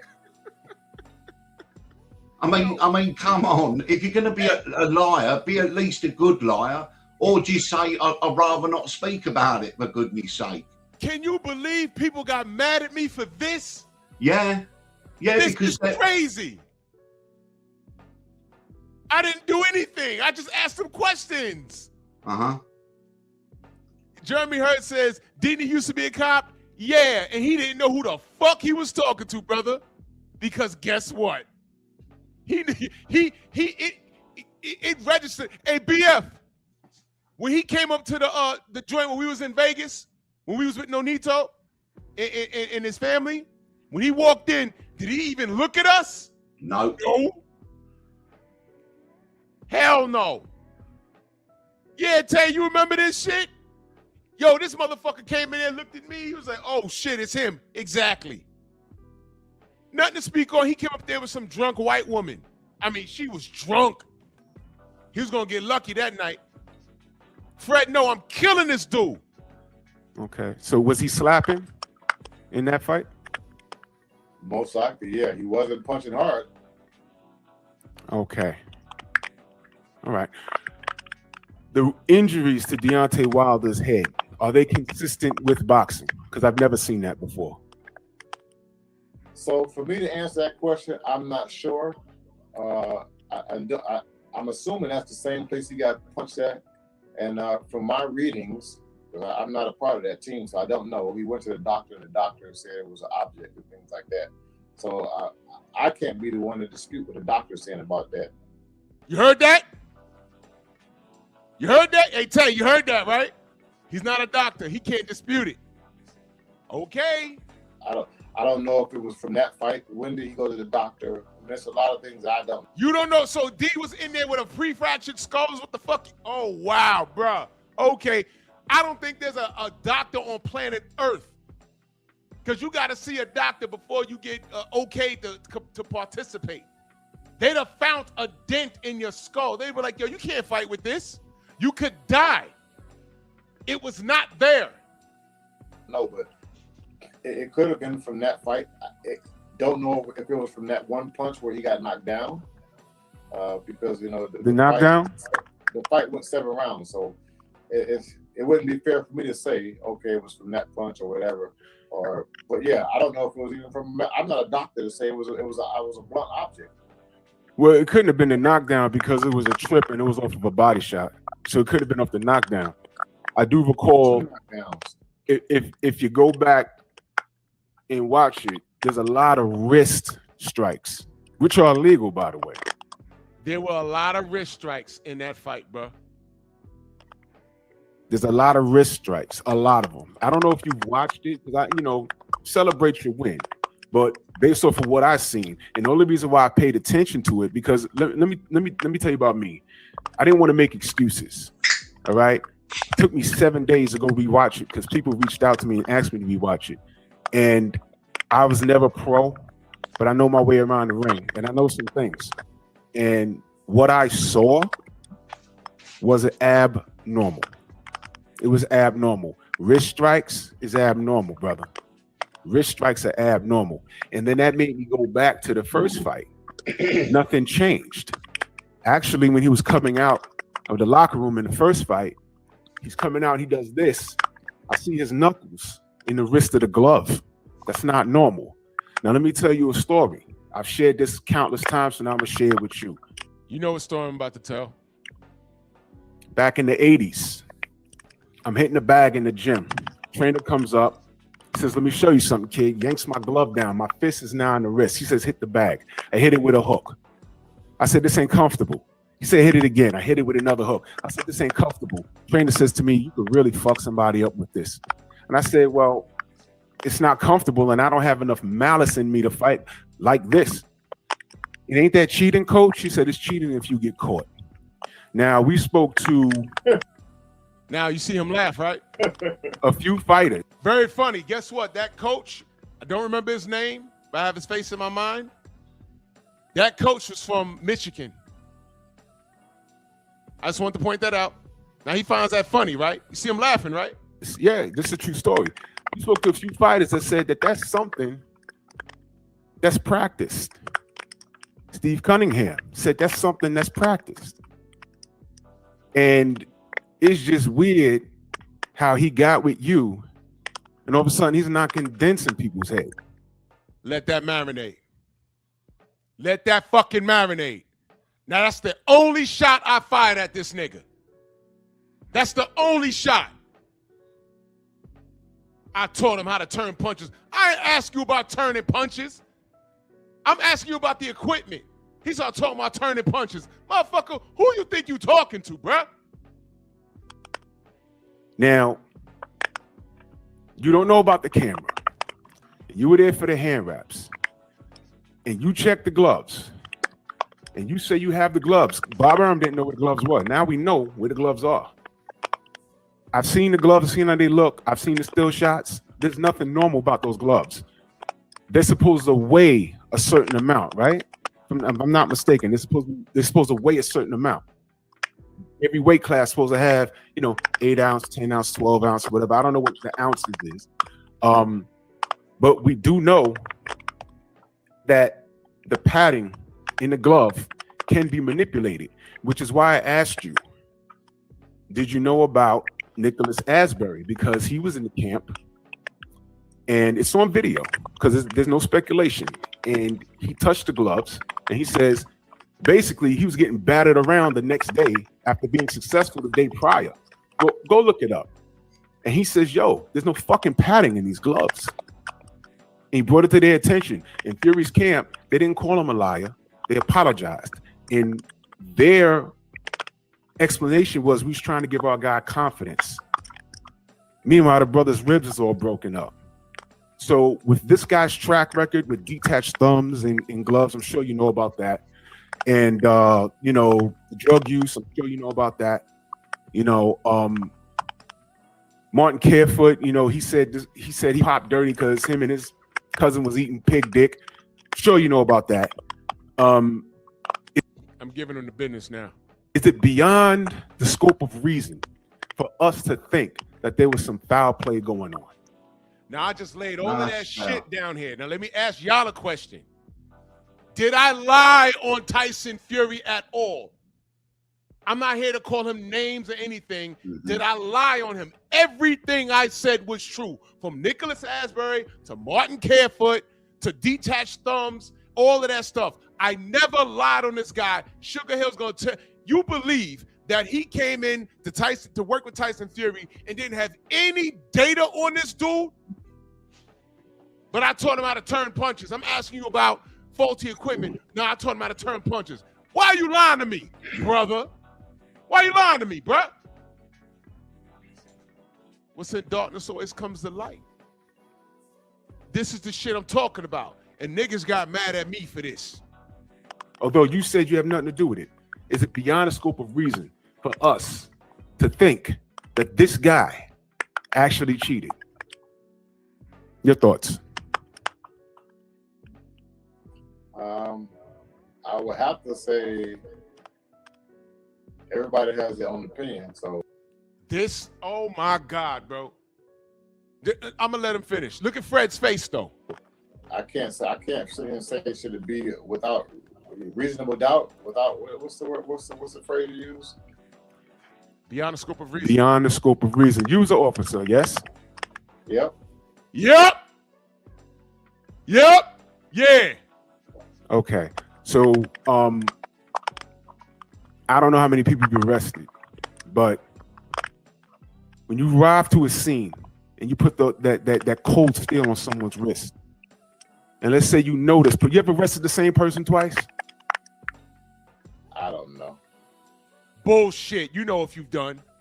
You absolutely whatever. Okay, but when you ever brought somebody in and ran their record, and then you find out, oh man, this guy has a rap sheet. And he's in there talking about, he or she is in there talking about, I didn't do it, I didn't do it, I didn't do it. Do you take in consideration that this person has a prior record? You have to. You have to. Look at his face. Yeah. I mean, if I look at his record and then I know he got a record, but he's already in the station. Yeah. Yeah. Okay. So do you do understand why we are thinking what we think? Why the long pauses? I can understand why people think that. I can understand why people think a lot of things. No, nigga, no, don't talk to me about a lot of things. Talk to me about this guy. That's not the only thing that was said. So I mean, I understand what people. I try to make myself understand what people are thinking, just to be fair. So I don't have just I don't just see it from my point of view. I try to take myself out and take myself out of myself and put myself in other people's shoes. So yeah, I can see where people may think certain things about that fight and other things, you know. So I guess if that's to answer your question, fair, yeah. So you haven't looked at any of the you haven't rewatched the fight, you haven't looked at any of the conspiracy videos, you haven't looked at any of that, or you just stayed away from it? I looked at it and I'm listening to you talk now and how you say you saw slapping and you saw. I wasn't looking for. I'm not looking so detailed as you are and other people are. I'm not looking to say, oh, he slapped right there. He slapped right there. He did this. He did that. You know, I'm not looking at that close like that to dissect it because of people are saying certain things. Lord have mercy. All right. So according to the rules of the commission, wrist shots are illegal. Rabbit punches are illegal. All right. There was a bunch of rabbit punches. There was a bunch of wrist shots. All right. You said you haven't gone back and looked at the fight. I'm just urging you, go back and look at it.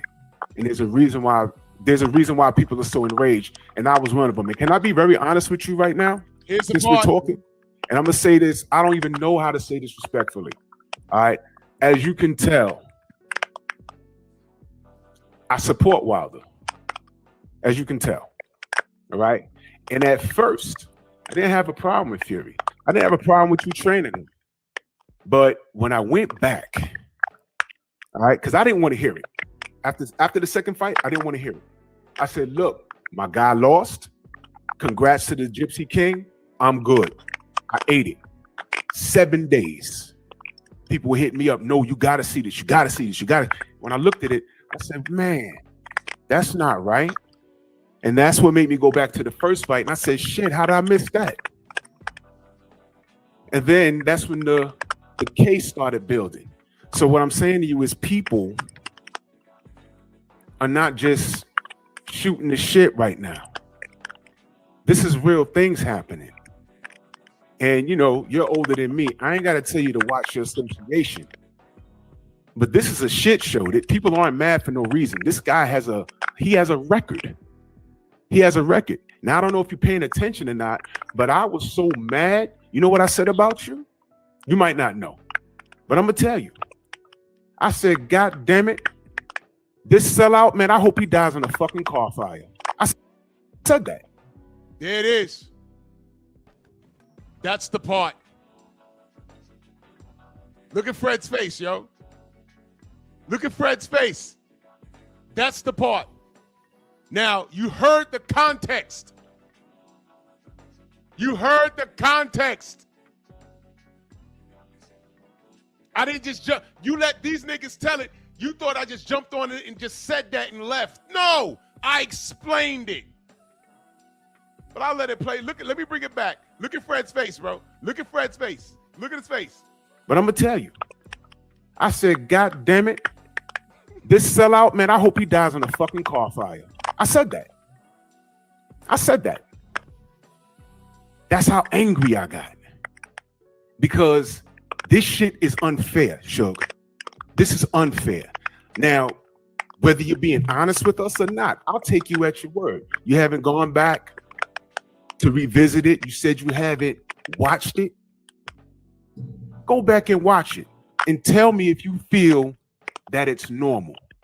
Wrist shots, brother. I've never seen, listen, you got some punches that came out that Kronk gym. I've never seen Tommy Hearns knock a dent in somebody's head. Am I lying? Tommy has laid people out with that right hand, not one fractured skull. And he hit Roberto Duran dumb hard. I remember that, man. I'm only 45 years old. All right? Damn, this 5 years ago. You got some punches coming out of there. I've never seen your hardest hitters come out and knock a dent in someone's head. Sure, that's not normal. That's not normal. All right? Yeah, so I was surprised when I saw the picture where I guess it was a dent, where they circled it and said it was a dent. I think it was when Deontay Wilder posted the video and he was like, "Look, there's a dent on my head." I was surprised. That was the first time I ever even saw or even heard about a dent being on the head like that. So yeah, that was something that was strange for me to see. I don't think I've seen that in boxing before. I've seen broken noses, swollen eyes, and I mean the whole side of it. I've seen all that stuff, but sure, I've seen nobody's hit. So I'm not to cut you off, but I've seen some injuries. Like I said, I've never been pro. I done fucked around with people in the Golden Gloves. I grew up in gyms. I've seen a lot of stuff. All right. I used to be at Roberto Clemente State Park. The big dog in there was Mitch Blood Green in the early 80s. I've seen him hurt people. I've seen him swole up eyes. I mean, hell, Mike Tyson bust his shit, his eyes swole up, but he didn't knock with a bare fist. He didn't knock a dent in a man's head with a glove with padding. It just don't happen. That's not, and you just said it's not normal. This is not normal. So all I could, like I said, you're a grown ass man. I can't tell you to watch your association, but this guy, all right, the detached thumb in that fight against Christian Hammer, I'm sure his trainers probably are like, yo, I ain't had nothing to do with that. I don't know what the fuck that is. The drugs, okay? He had a win, change to a no contest. This guy is a criminal. And to justify, and I'm not saying you, because you might be in the dark, to justify what this guy has done, because I firmly believe that he's a cheater. To justify what he's done, it doesn't make you a fan of the sport. It just makes people assholes. That's what it is. I wouldn't be on here if I didn't believe he cheated. I didn't want to hear about anything. All I know is that my dude lost, and I ate that. But then when you give me this evidence, it held weight. And then when you go back and look at his history, it cannot be ignored. It can't be ignored. I've done videos about it. I have a case. If I took him to court with all of this evidence, the judge would have no choice but to look at it and take it into consideration. Granted, his history. Now, you may not know it. You might have been like, okay, you just said he was rapping. He was wrapping his hands. You had no idea what was going on with that camera. All right? You had no idea. But we're telling you, yo, he unplugged the camera. That's not normal. If you found out that Deontay Wilder unplugged his cameras, and he knocked a dent in Fury's forehead and KO'd him in the 3rd round, and you found out he unplugged the cameras, wouldn't you ask, yo, what's that about? Wouldn't you at least ask, what's that about? Because that's not normal. Suge, they waved goodbye to us and unplugged the camera. Do you know that? You didn't know that? Yeah. Yes. Now, let me ask you something. Am I giving him the 3rd degree or am I putting him up on game? Now I'm talking to him. I think he knew all about it. But now I'm just giving him a heads up because if Suge, you really don't know, I'm putting you up on game. If he really didn't know, as soon as this broadcast was over, he should have distanced himself from this motherfucker. Because here we are 5 years later, Daniel Kinahan get caught. We don't know what's going to happen from this shit. And don't think for 2 seconds his fucking name won't come up in that. So in essence, I'm kind of like reprimanding him, but I'm still being respectful. I'm giving him a heads up. He was supposed to leave him alone after that second Wilder fight. But no, the money too good. So you saying you don't know? They went just like this and unplugged the camera. That happened. I'm not lying. I'm not lying. That really happened. So when they unplugged the camera, so then that has something to do with me. So as I stated before, my normal routine was what it was. JD's was in there. He was right there. There's always a representative there. So he touched the pants, he touched the gloves, he touched everything. He was okay with everything. So something to do with that camera. So you blaming the victim because it was clearly Patton moved out the gloves, removed. And JD's really didn't know what he was doing. So you blaming the victim. Honestly, really, I don't even care about no camera. What that camera got to do with anything? The commissioner's there and JD's there. The camera's just a plus for the fans. And that's just Mauricio Suleiman also said he was in both rooms. And entertaining to watch the guys inside the locker room, things like that. That got nothing to do with the fight. You got the committee, you got somebody from his camp there. His trainer is there. He's supposed to be who looks out for his well-being. His trainer was there. The same as I had a fighter. I had a representative for my team over there watching while they get his hands wrapped. If something was wrong, it should have been said then. Mm-hmm. I mean, something's wrong, it should have been said then. No cameras. Somebody covering the camera don't mean nothing because you got the commission there still. No, it means everything because this is what this guy does. And he got away with it because there was also poisoning of the water. This is Wilder Fury 2. They were playing in our face. That's just for the fans to see. It's part of entertainment. I'm sure the commission was there when Margarito's hands got wrapped too. Uh-oh!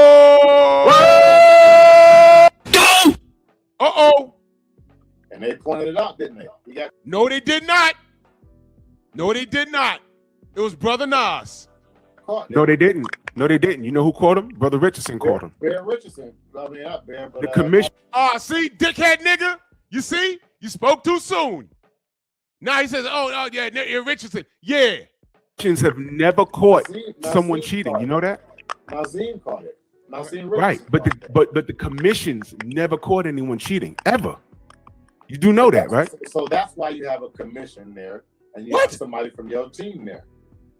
So wouldn't it make sense for the commission to have caught somebody? They've never caught anybody.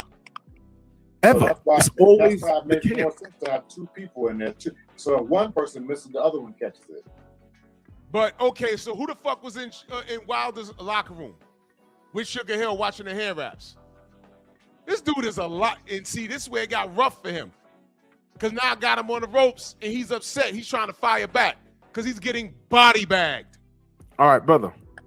But to even say that the commission is there, it's irrelevant because they never caught him. So scratch that then. JD's was there. Now you want to blame JD's. Look, we know JD's fucked up. But JD's is not the one wrapping the hands. You still are admitting guilt. Okay, so if JD's don't know listen, I won't catch hand wraps being wrapped bad. I don't know how to do it. I don't know what to look for. But if you did it, you did it. What are you going to say? Oh, Drew was there. Okay, he was there. So what? Oh, he didn't know what the fuck he was doing. There it is. And he missed it. JD's missed it. He missed what? Because JD said he didn't feel the gloves. JD missed what, though? He didn't feel the gloves. JD's didn't feel the gloves. Is Tay in the chat? Tay, let me know in the chat. Did he feel the gloves? Cause I could have swore you told me that he didn't feel the gloves. I just told you he didn't feel the gloves. He didn't check the gloves. And by the way, look at his fucking face. He knows. He knows. Hey, everyone wants to call Deontay crazy, but everyone's checking gloves now. Are you familiar with Oshaki Foster? Uh-oh. No. Okay. They tried to cheat him. They caught his opponent's gloves. Yo, what was that dude's name that tried to fucking G him with the gloves? The Spanish dude. He did some fuck shit with his gloves. Everyone said Deontay was crazy. But after this, everybody was checking gloves. Miguel Roman, thank you, K-Rob. Come on, Suge. Who you talking to? Tay said, nah, thank you, bro. They switched the gloves. They got him in some right gloves, and Oshaki whooped his ass. But he tried to cheat him. Okay, but regarding Tyson Fury, Deontay Wilder 2 fight. Now you want to get back on task. That's it. Just regarding this fight. I mean, I don't know what you're talking about, the other people, Shockey and stuff. I don't know nothing about that. All right, well, when I tell you us here on YouTube and on social media, I'm telling you, we know more than a lot of these motherfuckers in the industry know. Because they're ignorant to it. They're only worried about what they're doing in their own personal circle. We are involved in everything, and we see shit they don't see. I'm telling you. I'm going on my experience. All right, so you're going off your experience. So you're familiar with the term in concert, right? And this is where I made it famous. In concert? In concert. Yep. He has to know what that is. Okay, so let me give you, again, you're an older gentleman, you're an older man than me, and I ain't got to tell you much. But when shit hits the fan, everything you saying here in the barbershop, I'm saying, in concert, you could say, I didn't know about the camera, I didn't know about the gloves. But if you're in front of a judge, they'd be like, yo, no, you was there. So you're going to get charged in concert if anything happens. 5 years later, Kinahan was just arrested. There is a possibility all of this shit, washing money, washing your drug money in boxing, who was you working with? They might call Katie Taylor. They might call Josh Taylor. And they might call this dumb nigga from fucking Michigan. Nah, that would. How would you defend that? That wouldn't be true. It wouldn't? That wouldn't be true. I can't. How am I going to get charged with a camera? Somebody messing with a camera. Something I didn't know. I'm talking about everything else. And gloves and hand wraps when everybody signed off on it. Everything's okay. All right, everyone signed off on it, but okay. Hey, Michael Fox gloves, Gabriel Maestre got to the fucking ring with skin gloves and got caught. The fucking ref said, who signed off on these? You heard someone on the video say, I didn't. The commission signed off on skin gloves. And he's talking to me about commissions. Margarito's gloves got signed off, and I spoke to Kermit Cintron. He said, I know there was bricks in his shit. And it took about, let me see, Kermit Cintron twice, Golden Johnson, Cotto, and then Mosley and Brother Richardson caught him. Margarito was using bricks in his gloves for at least 6 fights. Took him about 4 fights to get caught, but he finally got caught. Finally. So what I'm saying is, what's in darkness always come to light. Now, you can say you don't know, and I'll take you at your word. You said you didn't know.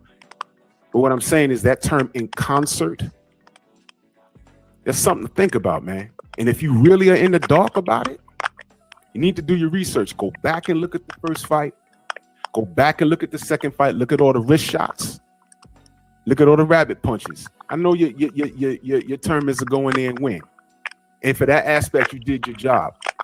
But go back and look at the Nicholas Asbury. He's been on multiple platforms talking about it. And Fury's camp they never called him a liar. They apologized to him.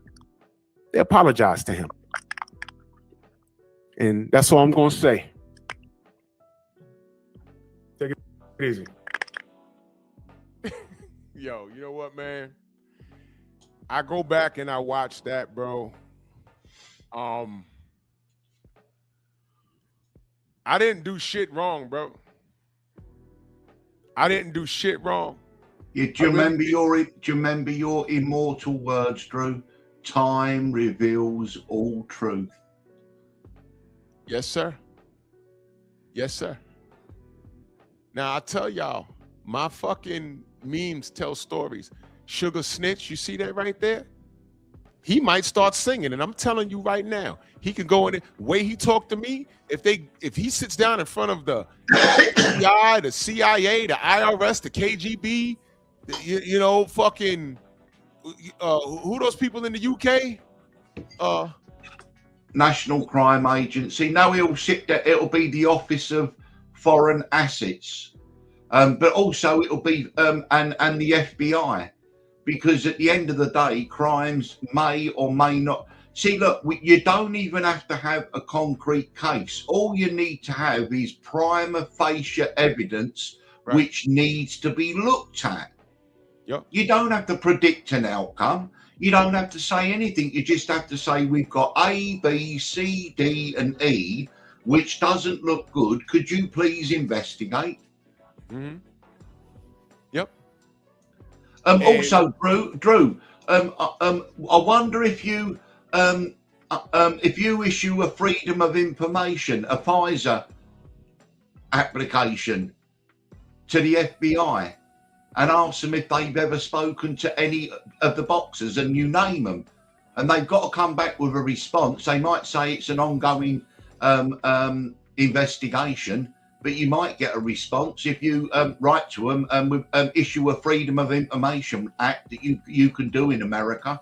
Have you interviewed Bud Crawford, Sugar Hill, Bob Arum, Morris Suleiman, right? And they've got to tell you, I think, in America. Tell me, yeah. You know what? I'm gonna be nosy with this. I'm doing my part. Fuck that, because I don't like being lied to, man.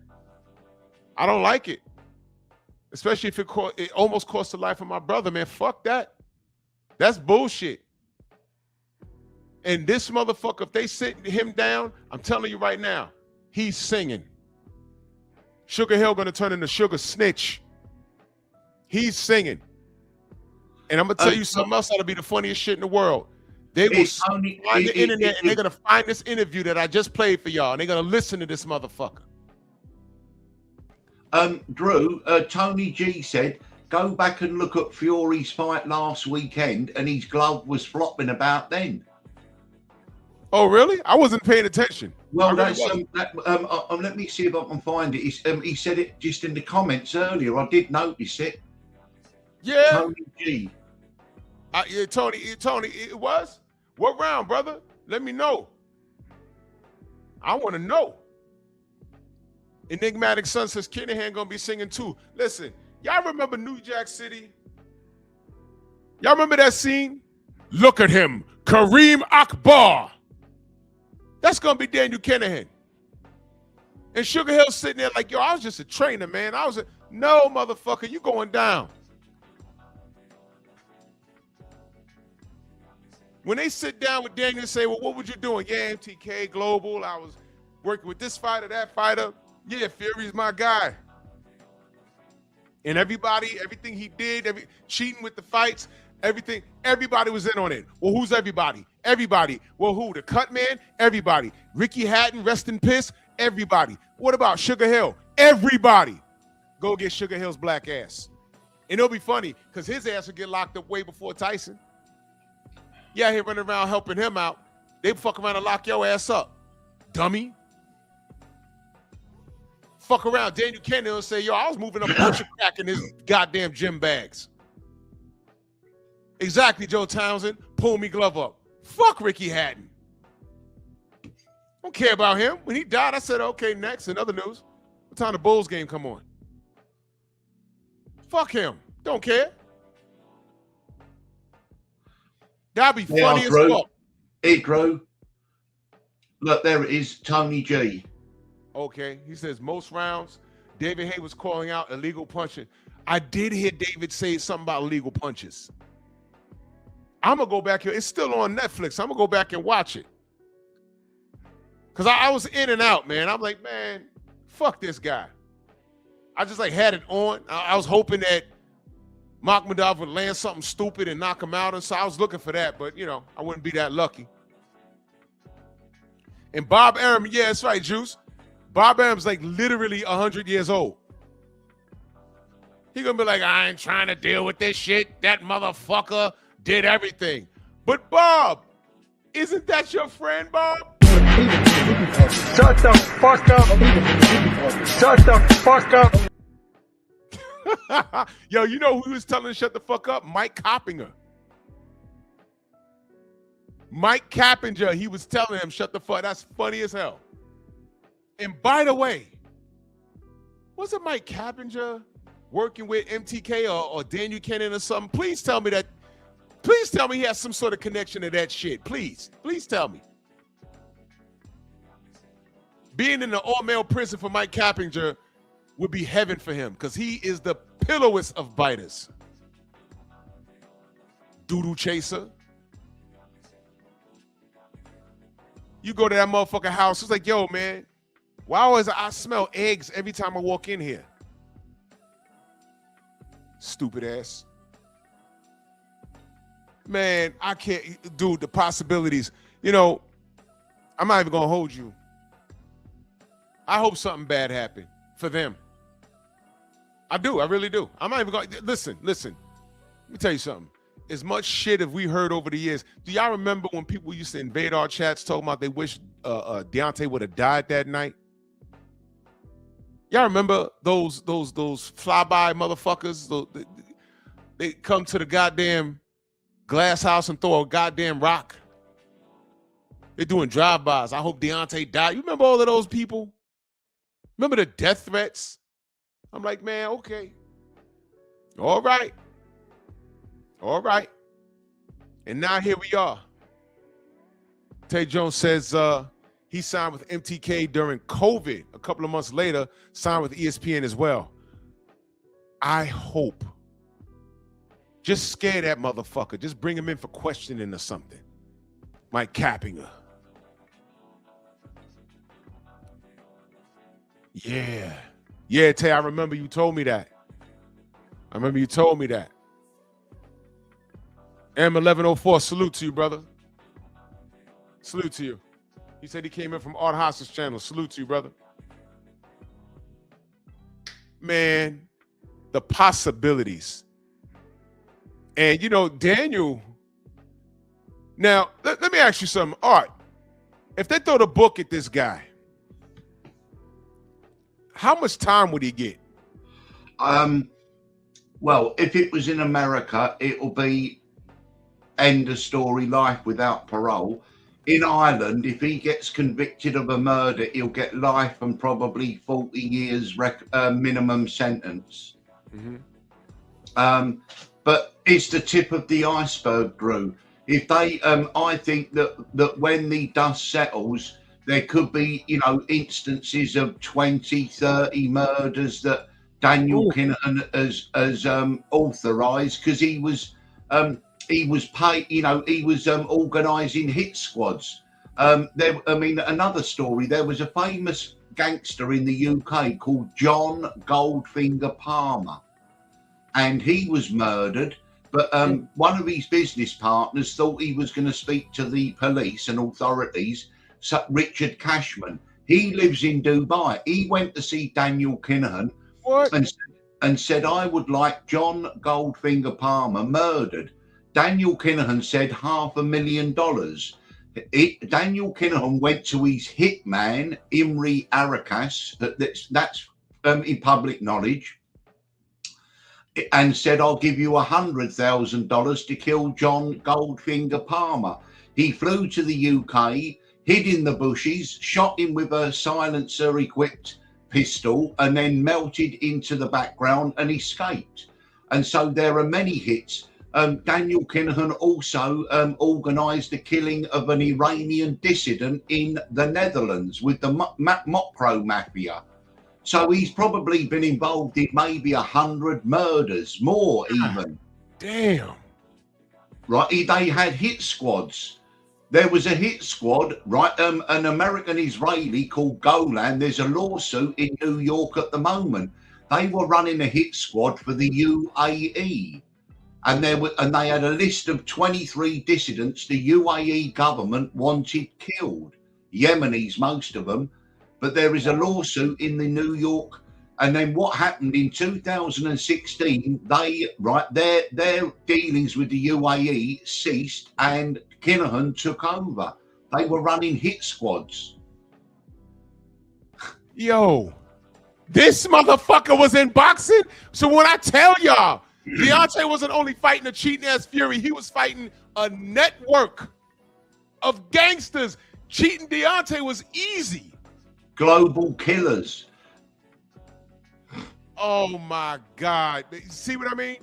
I mean, Drew, just for your own thing, if you type in Golan lawsuit, UAE, New York, it'll bring it up with you because he was the UAE, Dubai, the UAE employed these mercenaries, giving them $1.5 million a month to kill their political rivals. They were ex-special forces and all of this. It all came on top in 2016, so they then employed the Kinahans. And when did the Kinahans go to Dubai? 2016. I'm looking at it right now. He was 64. Well, it's a lawsuit in New York over a hit squad working for the UAE. Unfucking real. Now, you got to remember that hit squad was out of business and Daniel Kinahan took over their business. Fuck's sake, this is mad, isn't it, April? This isn't, listen, Art, that's why I'm so glad you're here. This is the shit. This guy was involved in boxing, y'all. This guy. So all of this shit, he had a fucking hit squad that he took over. You think it's child's play to poison some water and take some pattern out of a fucking glove and tell security in the sanctioning bodies or the goddamn people in charge to look away. And this will upset everyone. People say the Kinahan cartel is worth $1.5 billion. Well, that's a lie. The Kinahan cartel have got a Bitcoin wallet with 50,000 Bitcoins in that is sitting there idling. And if you work it out at the prices today, it comes to about $2 or $3 billion in Bitcoin. That's just one. I think the Kinahan cartel are worth $10 billion, Drew. Wait, what? 10 billion? They reckon that, publicly they say they're worth $1.5 billion. I think it could be 10 times that, honestly. Oh my God. Bruh. This guy was a boss, y'all. Why do you think $5 million bounty on his head and they took them how long to catch? Man, hold on a minute. Pound for Pound King says, what the fuck kind of circle jerk is this? A bunch of grown-ass idiots still trying to cope with the loss. Don't worry about the truth. Will come out in the documentary. Well, that woman in that avatar has a penis, and that makes you gay. Why are you gay? No, you can't deny. You are gay, and you got gay friends who are telling everyone how you became the gayest of all of them. Shame. He's gay. Gay, gay. Gay. That means you're gay. But I kind of think you're gay. Called you gay, by the way. What are you, a fag? Cause bitch, you a fag. You are bags. Homosexual. Well, Drew, okay, let's revisit this. As we know, some godfathers can be perverted. Daniel Kinahan, it is well known, allegedly, Daniel Kinahan would be pegged on a regular basis by Sandra Vaughan. She would put on a strap-on dildo and she would anally penetrate him, which is called pegging.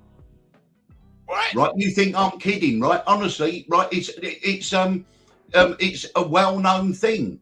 They're all into it, them perverts, especially in the Middle East. And also, Drew, if you want to go further, there is something called Dubai Porta Potty, which means, right, they get lovely girls and they lay down and men squat over them and have a dump in their mouth. What the fudge, Brownie? Dubai Porta Potty, it's called. And it's perverted practices going on in the Middle East. They get influencers out there and they offer them $10,000 and 100,000 followers, these pretty girls, and they get used and abused. There have been girls who have been murdered. They've been. Oh, I didn't think that was real. It's true. Oh, no. I'm telling you. Yo, I heard some chick ate some feces, got sick, and she was sick for a long time, and she eventually died. Yeah. And then there was some other chick that was, she was from, I think, Philadelphia. Yeah, there was there, another she girl, went missing. A girl, there was a Ukrainian girl. They abused her. They done all those despicable things, and then threw her off of a balcony in a high rise in Dubai. And then it's covered up. And what they do, they take the girls out to the desert. They dig a hole and just kill them, and that's it. They're disposable and they disappear. But no, Drew, honestly, Daniel Kinahan on his knees, Sandra Vaughan with the strap-on dildo, right, anally penetrating Daniel Kinahan. It's called pegging. Honestly, it's the oldest, it's the worst kept secret in that world. Oh my God. Oh, oh my God. Oh.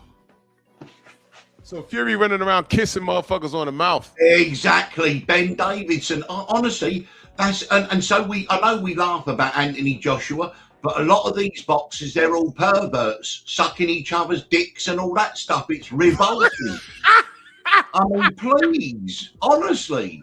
Oh my God! Tyson Fury being spoken to by Ben Davison, and there's the moment, the pre-fight kiss. I have never ever seen that before. Oh my God! Hey guys, I was just fucking around. That shit is. Yo, bro. Pegging? That's a thing?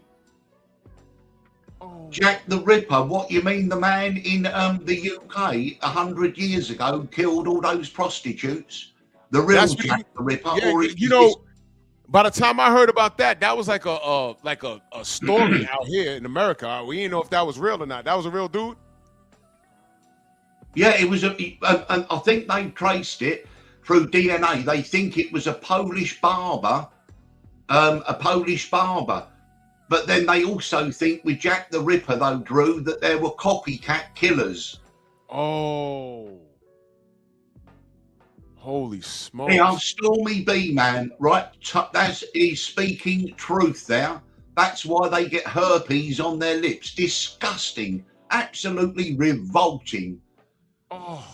Filthy behaviour. Listen, look, I'm not being funny, Drew. You can imagine, right, Oscar De La Hoya in his suspenders and stockings on his knees with Ryan Garcia doing him with the strap-on dildo. And it wouldn't, you'd say, yeah, I could see him doing that.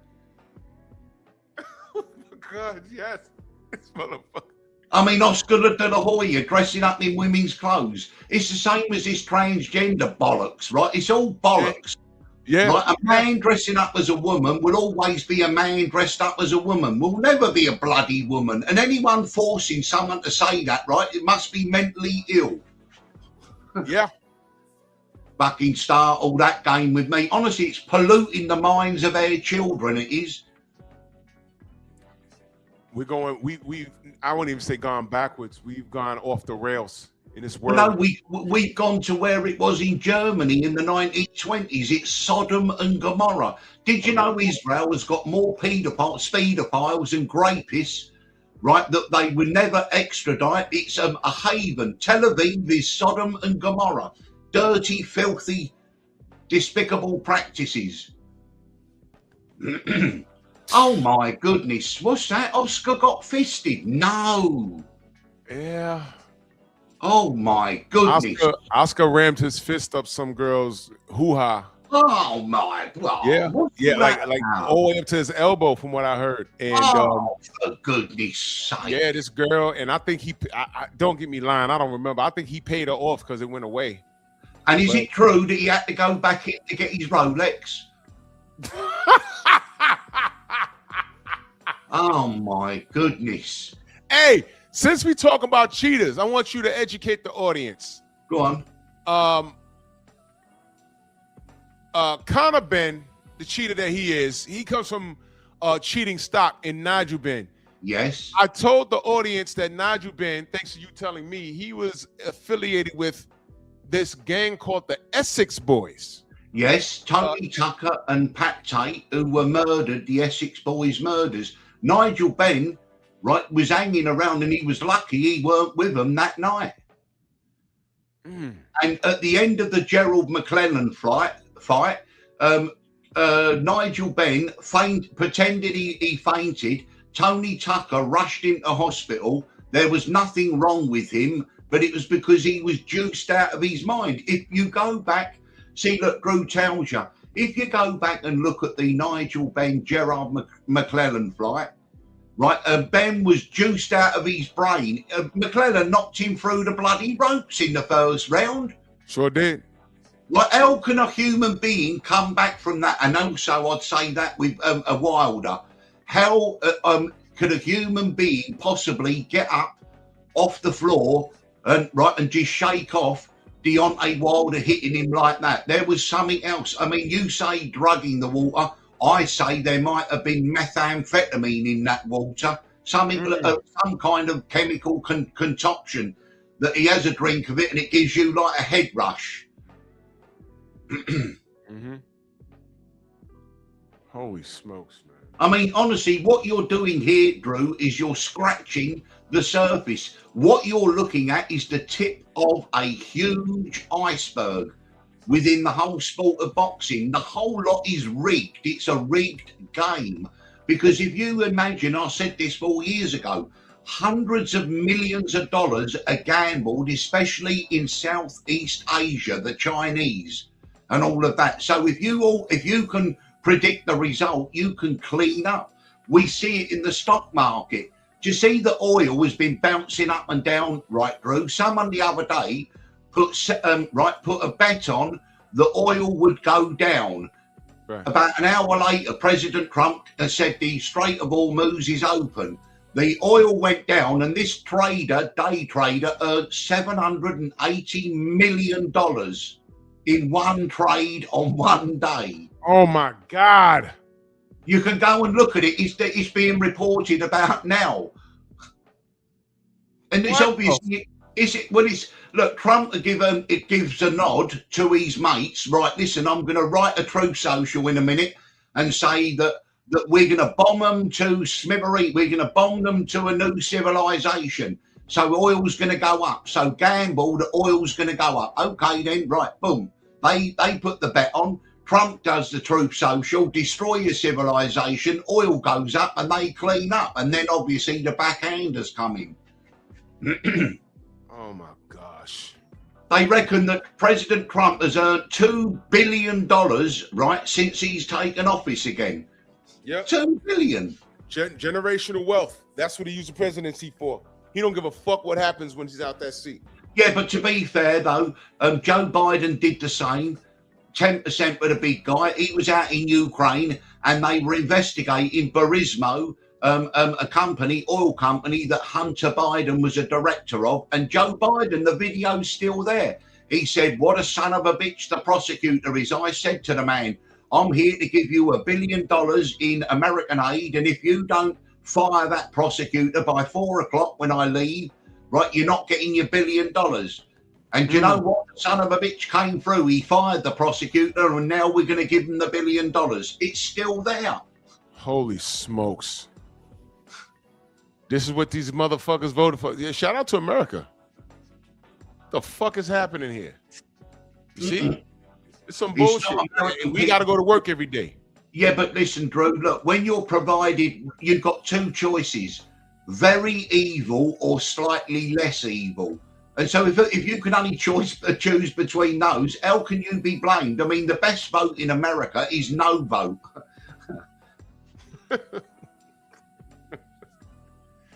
Yeah, we're done. EMB is not only you, Western society is done. It's cooked, Western society. It's over. It's over. I just saw this video on Instagram. I saved it. I'm going to talk about it on my other channel. This guy was talking about some shit they're doing in Poland, where a man could turn his penis inside out and use his DNA and make something about, they did something scientific where you don't need two people to make a baby anymore. And the guy was so mad, he said he wants, everyone to aim their nukes to Poland and just bomb it to the Stone Age. It was crazy. I saw it today. I saw it this morning. It was weird. I said, holy smoke. And do you remember, Drew, when we kept seeing different Joe Bidens? Do you remember the great big tall one at the White House? He was about 7 foot tall. I do, with the wrinkled ear. And you go, excuse me, what's happened to Joe then? He was like a bloody a basketball player. I mean, how can someone grow 3 feet? Right? They must think the public are idiots, mustn't they? I was done when I saw Hunter Biden leaving crack in the house. Yeah. And well, real quick, let me read these super checks. EMB said the movie based on them was called Rise of the Foot Soldier. Yes, it was. Yep. Salute to my brother iRock in that super chat. He says, yeah, you lied because, Glass Joe and Soda Popinski smashing everything. My guy, salute. Now the 86 in that super chat. Much love. He says, salute, Drew, and salute to the mighty LDBC. And salute to my brother, always supporting 88 Sports Talk, my fam. He says, remember that boxer that got killed at the weigh-in? That was in Ireland, right? Yeah, that was the Regency Hotel. That was the Hutch OCG trying to kill Daniel Kinahan. I believe, allegedly, MI6 got Daniel out the hotel, but David Byrne was killed with AK-47s because shortly after, the Kinahans then moved to Dubai full-time. And I believe they work for MI6 and Mossad. I know there's links with Iran, but I think it's Christy Kinahan Sr., Daniel's father. I mean, look, I'll tell you in terms you New Yorkers will understand. Imagine the situation in the 80s where they go after the Gottis, right, and they arrest Gotti's son, right, which we say is like Daniel Kinahan, yet John Gotti is still allowed to operate. That's what we got here. Everyone's clapping their hands. Daniel Kinahan's arrested, but his dad's still the boss. Yeah. You got one guy, but you ain't cut the head off the snake. Now, let me ask you this. Of course. Do you and think also, authorities have come out, Drew, and said that we are not pursuing Christy Kinahan Sr. or Christopher Kinahan Jr. at this time. I mean, why wouldn't you? They're all in it together. And and all of them have got a bounty on their head by the US of $5 million on each. How do you not go after them? You understand? And also, I think Daniel Kinahan is still in boxing. There's another geezer who's in it. Is it Spencer Brown? Spencer Brown. Is he a promoter? Is he, right? Spencer Brown is a promoter. I think so, right? But there are various people doing Daniel Kinahan's bidding still within boxing today. He never left boxing, only his name left. Do you think they have a system in place where okay, you got one guy that was a leader of the cartel, and just in case he decides to talk, we're gonna off him. You think they have like an agreement? If anybody get caught, just in case we feel you're gonna speak, we're gonna off you. You think they have an agreement like that? Because I've known gangs to have shit like that. Yeah, I mean, that's always a possibility. The model that they run I mean, in The Godfather, Frankie Five Angels was given the option that, you know, if he sat in a hot bath like a Roman senator and opened up his veins, his family would keep all their money and all this carry on. So maybe there's that. Yeah, I mean, some of them, these gangs, they're almost cult-like, aren't they? I mean, if you look at the Mexican gangs, the Sinaloa cartel, some of them torture videos and that, you go, oh my God. So, you know, you wonder why they're not worried about law enforcement. Shit. This rabbit hole goes deep. And see, this is why I got Art on here, y'all. Because all of these things that we're talking about, you need to know. A, this is what Deontay Wilder was dealing with. B, I didn't want fucking Bud Crawford in Dubai talking to these people. And C, I always knew at some point this was going to blow up in somebody's face. And by the way, y'all might not have known, but John Fury fell out with Tyson about a month ago. And there might be more to that. Oh, yes. Also, Drew, can I can I ask Tay a question? He doesn't have to answer it, but I would just like to ask him a question. Tay, right, has Deontay Wilder ever felt threatened about talking about this kind of stuff, directly or indirectly? Has there ever been any threats towards Deontay Wilder? Well, let me see if he's in the chat. He might be in the chat still. I haven't heard, but he has disclosed that they've gotten those strange phone calls about somebody not liking what Deontay was talking about or what he was representing. Now, as far as it getting deep, as far as, you know, Daniel Kinahan and shit like that I wouldn't know. I can't wait to see that documentary when it comes out. Which documentary, Drew? Say again? Which documentary are you speaking about? Oh, he's putting out a documentary in reference to the Tyson Fury situation. Is he? Yeah. Oh, marvelous. Oh, Yeah. I look forward to seeing that. Yeah, I can't wait. And it would be impossible to talk about this without bringing up Tyson Fury's association. Well, I hope they haven't finished filming. I hope they can add on the fact that Daniel Kinahan is now under arrest and everything, because that is almost the cherry on the cake, isn't it? Yeah. It's almost a vindication. If they're saying, he said, yeah, before the fight, yes. Yeah. I didn't want to sort of speak out of school, but there it is. There it is. Tay said it. There it is. Threats of like that we don't understand. You know, in that gangster world, when they sort of, you know, you're being threatened. Yeah. Now I don't know if the documentary is it done already, or y'all still editing and? Well, it's just if you tell a story, you've got the perfect ending of it. Daniel Kinahan is now under arrest on many murder charges and directing a criminal organisation. He's under arrest. It's not just hearsay. He's there under arrest. I'm sure they can add a couple of minutes at the end. Right. And in the ESPN, somebody in the UK put it in the ESPN article about him being arrested in his connection to boxing. It's not in America, but I found it online. And this is a brilliant thing. I'm loving it.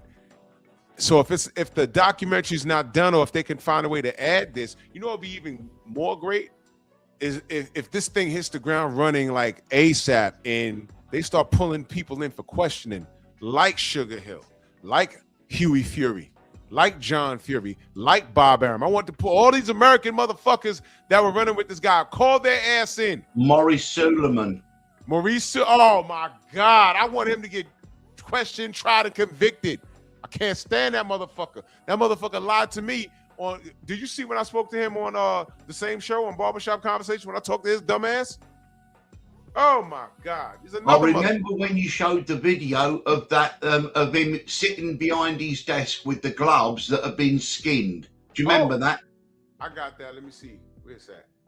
Oh, here we go. This is good, Drew. Thank you for this. I'm thoroughly enjoying this. Yes, sir. I appreciate you. This is the video right here.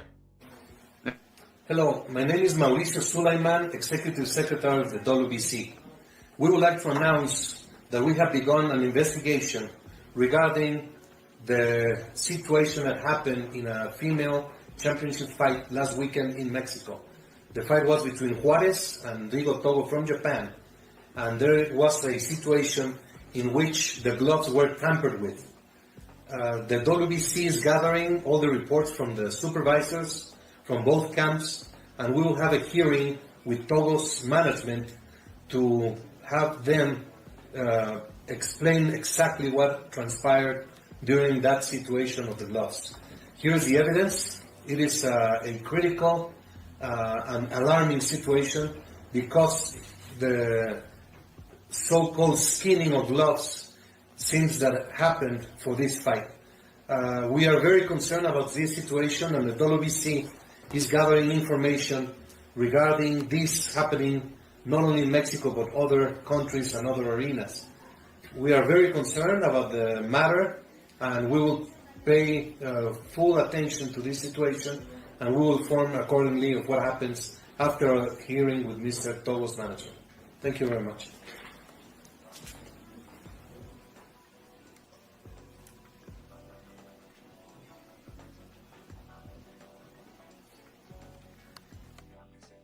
Now check this out, y'all. As soon as that shit happened, those fucking gloves was on her goddamn desk. Those gloves was on his desk. And this is Rio Togo, Japanese fighter, fought Marina La Barbie Juarez. This is her. She cute, ain't she? Look at her record, 58 wins. Holy shit. 58 wins, 20 knockouts. 13 losses, 4 draws. She's been knocked out 3 times. Okay? So, of course, he went to bat for one of his own. But he don't extend none of that courtesy to his goddamn Black American WBC 10 title defenses. 10 title defenses. He can't get Deontay's back. Instead, when we said, hey, man, there's a discrepancy here, he told us we're stupid and we're trying to ruin a historic fight in boxing. That's how he talked to us, man. Tay said he's been recording since 2020. Clarence, I see you, good brother. Since 2020, man, this is 5 years, 6 years of hard body karate stuff.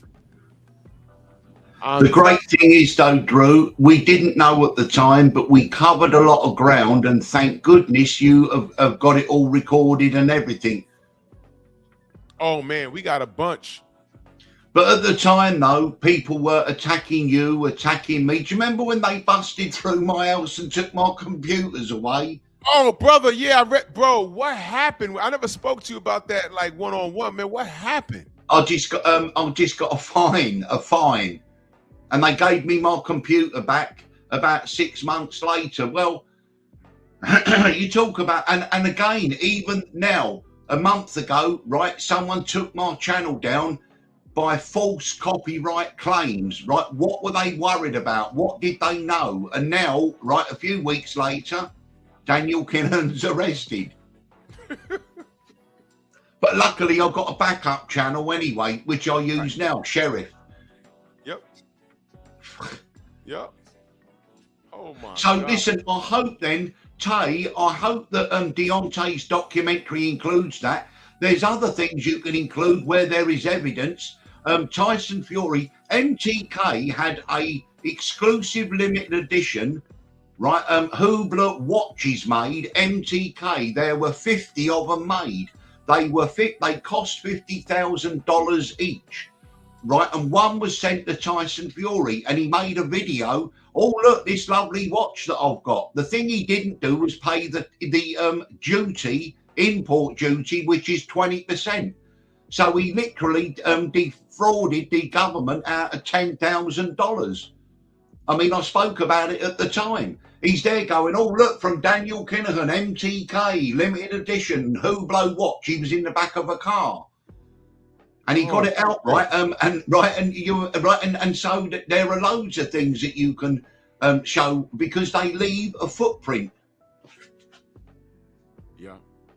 Yes, don't forget, listen, Hey, it's all in the family. Look, if you think the Kinahan cartel, what about the Suleiman cartel that have run boxing for generations, right? Honestly, it's been handed down. Maurice Suleiman, right? He's got the only qualifications he's got is running a car wash, right? He was given the job because his father was in charge. Is that correct, Drew? Isn't it? Yeah. Yeah. It's nepotism. Doesn't matter, you know. I mean, I believe we live in a meritocracy, right? If the best person qualified for the job gets the job, irrespective of what they look like, what creed, color, whatever, right? You want to have the best person, best qualified for the job. Otherwise, it's ridiculous. It's nepotism at its finest, man. And Mauricio Silly, man, that's what I call him. I can't wait for him to get obliterated, man. This is a guy when Alejandro Hermanas fought Franchon Cruz Dezern. When that bitch came out for the weigh-in, her traps were bigger than mine. And I said, whoa. So I said, well, was she drug tested? And then he said, oh, no, we're bullying her because she's gay. He was like, yo, it's obvious she's gay. Her fucking wife is in the front row. We're asking, was she drug tested? You know, like how Sugar Hill, I asked him about faulty equipment. He started talking about turning punches. No. So Franchon loses, and he did the same shit. We was like, yo, was she tested? He says, you're bullying her because she's gay. Well, sometime later you found out, oh, that's why she looked like that. The problem was she was trying to grow a penis. She was going through a whole sex change. Oh, please. What do you mean grow a penis? It's not like a bloody cannabis plant. Yeah, hey, she was going through a whole sex change, and she had drugs in her system. So technically, thanks to these fools, Franchon Cruz was technically fighting a man in the ring. Well, remember the Olympics when that Algerian man pretending to be a woman beat up all them women to win the gold medal.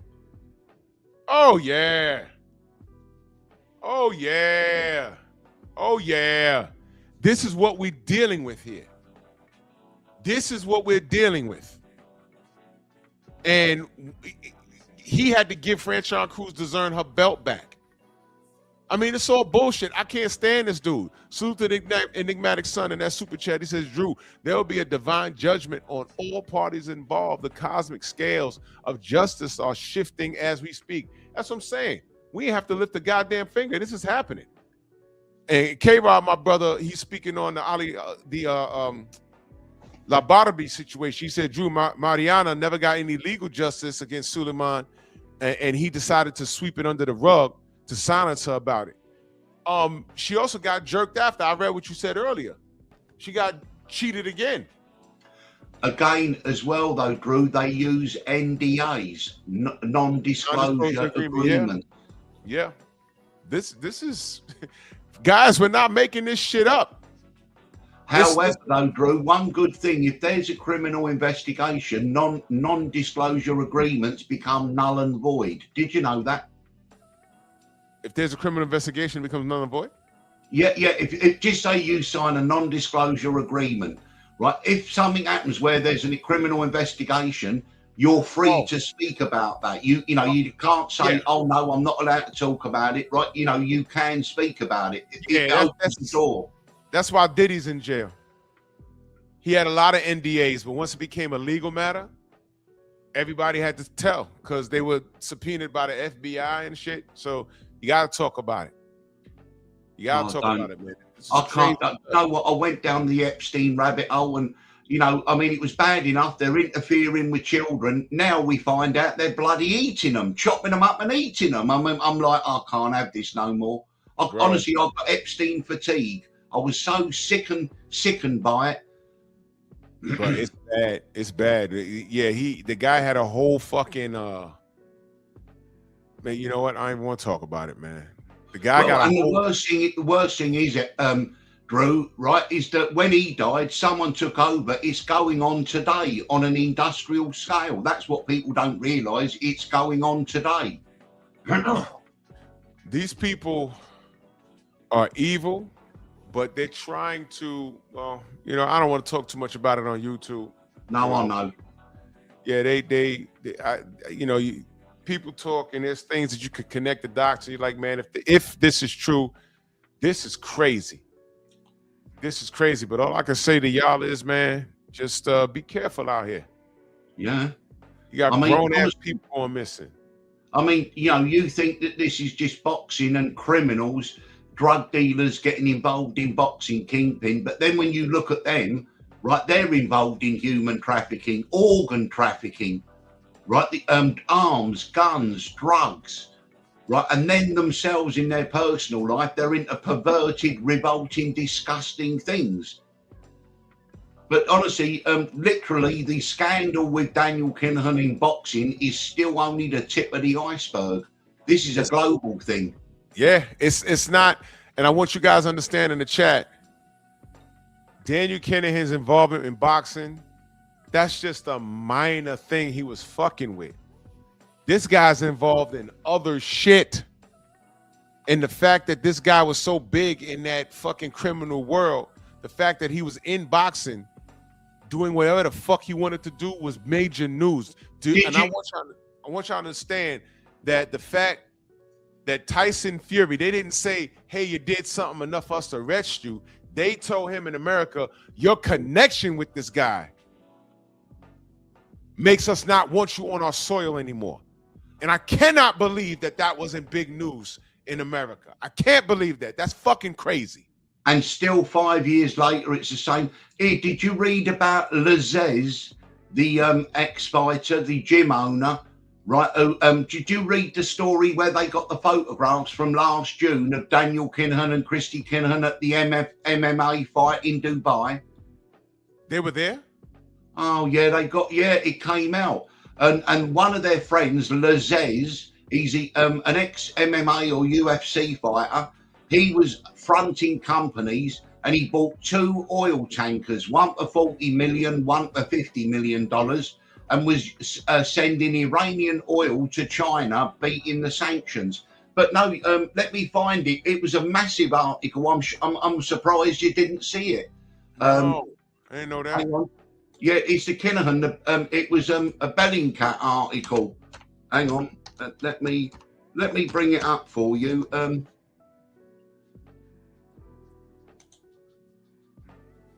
These cats don't want to. They insist that nothing happened to Deontay, and Fury's back by this fucking guy. And Sugar Hill's dumbass rolling around with Fury. And let me tell y'all something in the chat. I didn't attack Sugar Hill at all. That's what people want. People that never saw it, they want you to believe that. What I did was give him a heads up, because if he honestly didn't know none of this shit. Because normally, if you're a trainer, you want to know about the product you're about to be brought in to train, because you got your goddamn name on these people, and you want to have. Yeah, I see it. Let me bring that up. And you want to have the best of intentions there. This dumb motherfucker. Oh shit! Oh, let me share that screen. Yeah, let me share this screen. Unbelievable. He was outside, $5 million bounty in his head. Look at him. He's outside, yo. Yeah, look, it's only from March this year, last month. New footage shows wanted Kinahan, cartel kingpins, post-sanctions. Let me just save this. If you scroll down, right, you might recognize that this geezer Lazez. If you scroll down, keep going. Now, these are the dudes wanted. 5 million, right? That guy. Oh shit! Right, and you can read underneath it; it'll tell you who he is. That geezer there. And you get a hand on the left. Watches a fight with Monier Laziz at the 971 FC in Dubai last year. Laziz has been an outspoken supporter of Kenya. Oh my God, bro. Hey, that tears it. I'm never going to Dubai, man. I hope y'all see this shit. $5 million bounty on his head. He outside like nothing. You see? This guy's a gangster. Yo, I want you to understand something. This guy will have you killed, and no one will look for you. All that movie shit that we grow up watching, Scarface and The Godfather. This is it right here. Him. And he's at a fucking fight in Dubai. Yeah, I don't know what's going on in the UAE, but skip that. I can hit Lotto tomorrow. I'm not going over there. I'll never go over there. They shitting on Instagram models and killing them and throwing them off of balconies and burying them in a desert. Drew, in Holland, right, they worked with the Mokro Mafia, right? They were part of the super cartel. A journalist wrote about Riddle and Targi. So Daniel Kinahan, right, got a rocket launcher into Holland and they fired it at the journalist office and blew the whole bleeding place up. A rocket launcher. No. That didn't happen, bro. You serious? Honestly. Oh. Wait, he shot a rocket launcher at some media personnel? Yeah, because he wrote a nasty article about him. Yo. I'm not laughing because it's funny. I'm laughing because this is insane. This is insane. And did y'all hear that? Mm-hmm. People thought you was mad and I was mad and Tay was mad and even thought Deontay Wilder was mad as well. But look, the chickens are coming home to roost now. Everything spoken about 5 years ago is being proved to be correct. Oh my gosh. Oh, sidebar. I saw that video. What the fuck was with Beefy setting shit on fire?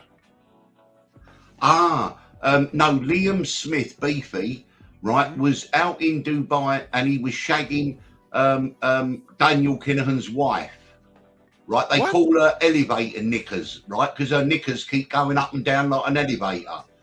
Right, and Liam Beefy Smith is a Casanova. He's meant to be a red hot lover, and a lot of these older women, right, he goes and services them, and one of them is Daniel Kinahan's wife. Honestly, they're perverts. He's a gigolo? He's a gigolo, that's the word. Yeah, you got it. Liam Beefy Smith is a gigolo. The boxer, y'all. Beefy, Liam Smith. And one of the a gangster that Liam Smith was servicing, he's just got 18 years or 12 years for being a drug dealer in Dubai, a gangster, and he wanted to hurt Beefy, and Beefy had to run to Daniel Kinahan and say, tell him to leave me alone. Oh my God. But I think Daniel Kinahan allegedly might even know that that's going on, because Daniel Kinahan himself gets pegged by Sandra Vaughan, allegedly. They're all perverts in that world, aren't they? Billionaires, Drew. We can't imagine that kind of life, right? And they're all weirdo, and they're weirdos to start with, aren't they? Oh my God. I'll tell you what they call Daniel Kinahan and Sandra Vaughan, right? The Ralphie and Janice out of Sopranos. Do you remember when Janice was sticking the dildo up Ralphie's arse in bed, saying, talk to me, you dirty bitch, how much do you earn a day? Do you remember that? In the Sopranos. Well, that's it. That's what Daniel Kinahan is. There's Sandra Vaughan with a big dildo sticking it up his arse, going, you're a gangland boss, are you? I'll give you gangland boss, you bitch. You know what they're like? What? Oh my God. Now we know. Stormy, you crazy. He said, now we know why we call him Beefy. Yeah, he's Stormy. He's a gigolo. Yeah, he is. You think I'm kidding? Oh, shit. But you know, these people, they like gigolos like danger. So he's been shagging, right, servicing the wife of Daniel Kinahan. My God. That's you're not scared that's going to get him killed? Or is Daniel Kinahan a cuck? Again, he might hide in the wardrobe looking out the keyhole. I don't know. Oh, my God. Yeah. I can't, man. This is.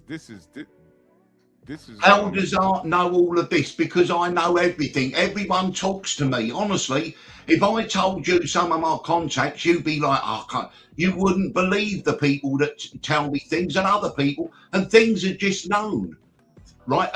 Things are just known about this, you know, this kind of stuff. Oh my God. Where's the beef? Oh. Where's the beef? Yeah. Oh my God. Beefy. I forgot I had that on my soundboard. Beefy. Ew. Yo. These some weird mofos, man. You know, when you get into that level where you have like endless money, the weirder shit gets. You get caught up, well, you know, give me 20 million and I'll just like disappear. You ain't gonna hear from me. I don't want to associate with people that have that kind of money. Well, no, to be honest, the more money you get, the more quiet you should be, and the more you want normality. Accurate is crazy. He said, "This is indeed the British tea." Yes, sir. See, that's why they threw the tea in the harbour in Boston.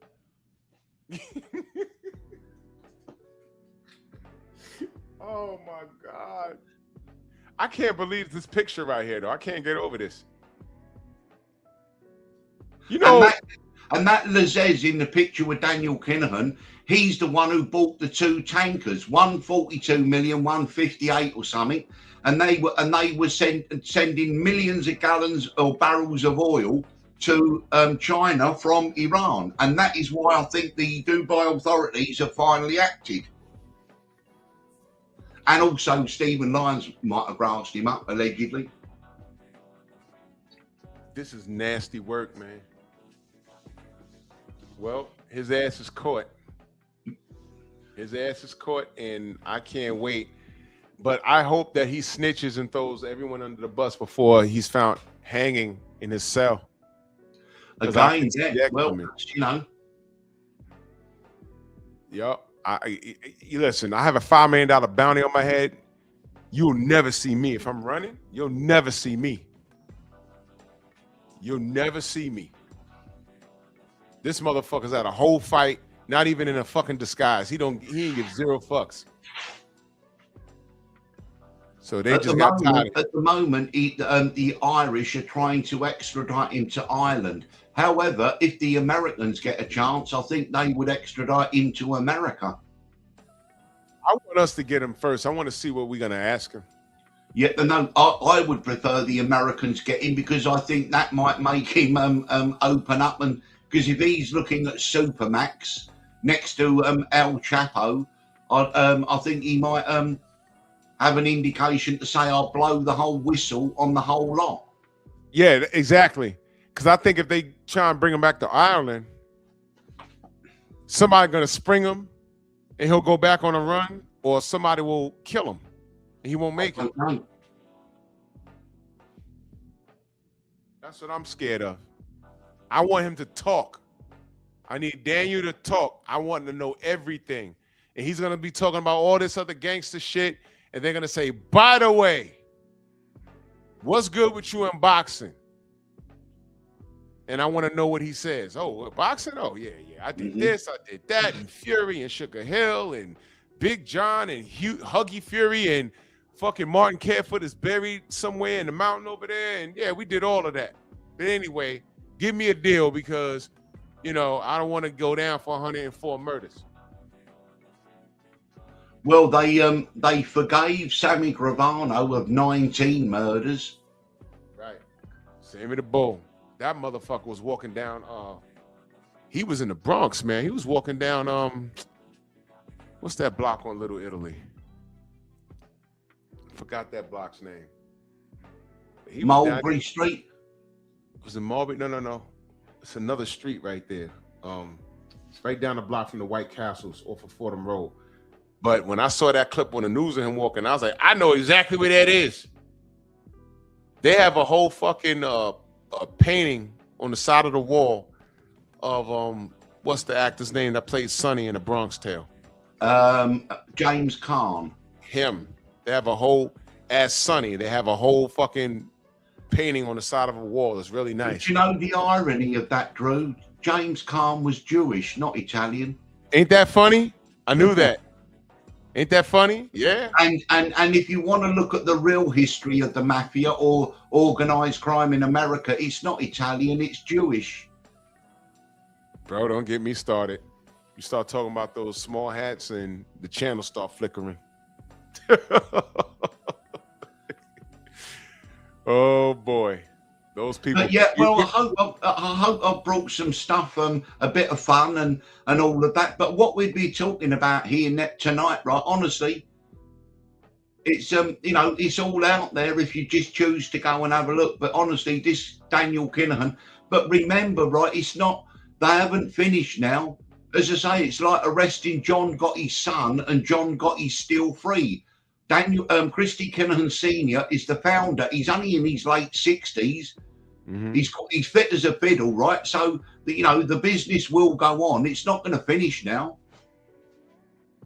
This is, like you said, brother. This is tip of the iceberg. I'm just enjoying the fireworks, and I'm hopeful. And I want you guys in the chat to understand the boxing side of this is so small. Mm-hmm. It's so small because this man was involved in bigger shit. He was just fucking with boxing to wash a little bit of bread. And that's how it got to us, because Deontay Wilder was a victim of the bullshit, and we didn't know. We in America, we didn't know no fucking Daniel Kinahan. We were like, who the fuck is that? And this, what Art is just giving y'all, this is who this guy is. And he so happened to be involved with who? Tyson Fury. Tyson Fury's association with this bad motherfucker is the reason why he's not in America right now. Right now. Can't wait for that documentary to come out, man. Art, man, salute to you, good brother. Yeah, salute to you and to the chat. It's lovely to catch up, Drew. But listen, honestly, this is not the end. It's not even the beginning of the end.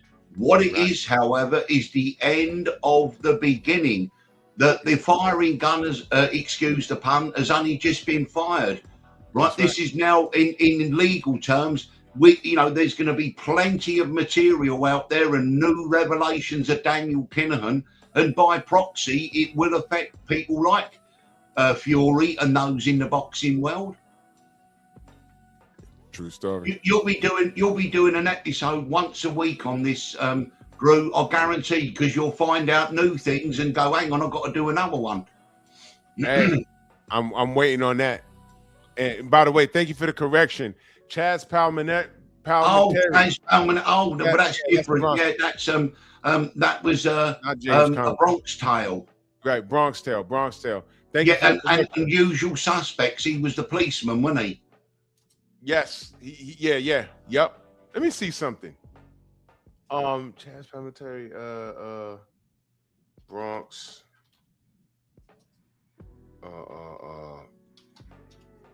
Painting. Let me see.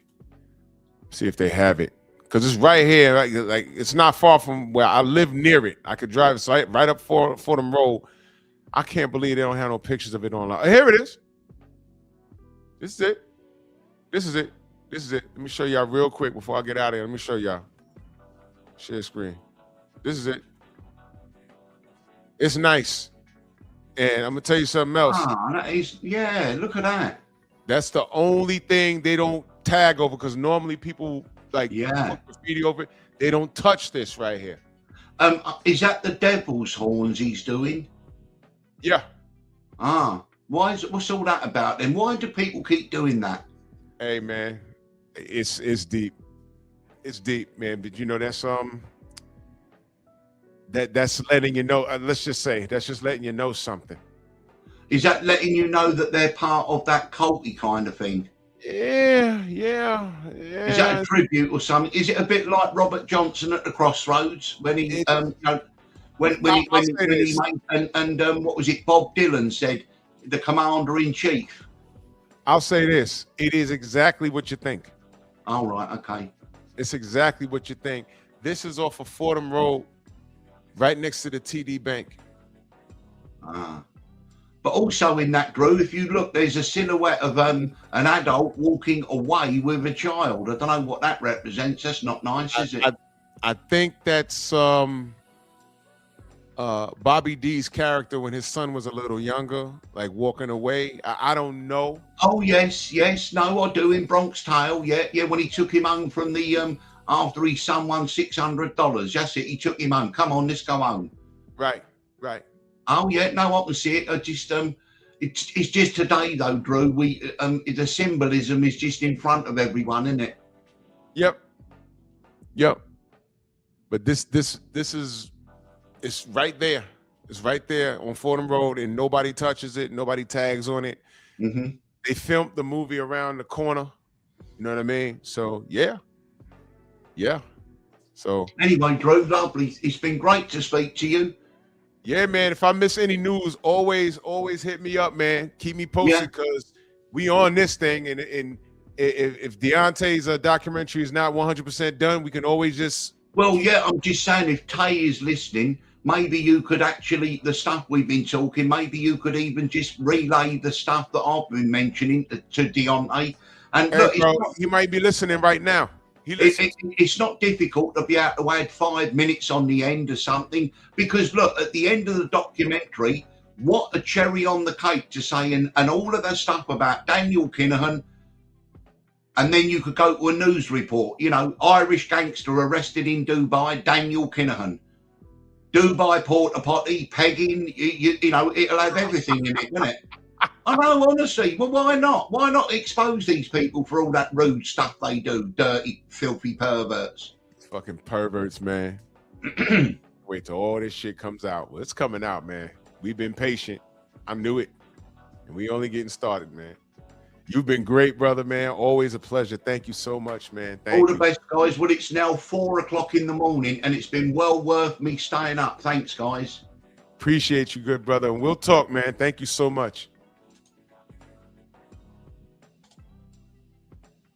Appreciate you, good brother. Ladies and gentlemen, that was Art Hostage. That's our brother. Y'all make sure y'all follow him. I'm gonna get that brother to go to Rumble. I'm gonna send him a link on DM right now. As a matter of fact, man. Hey, bro, listen. I told you, man. That's that British tea right there. He spilled the real tea, the British tea, the original tea. Tea time. Yes, sir, man. And that was Simian Sunday. What am I, episode 14 on Simian Sunday? I had time. I said, let me talk about this Kinahan stuff.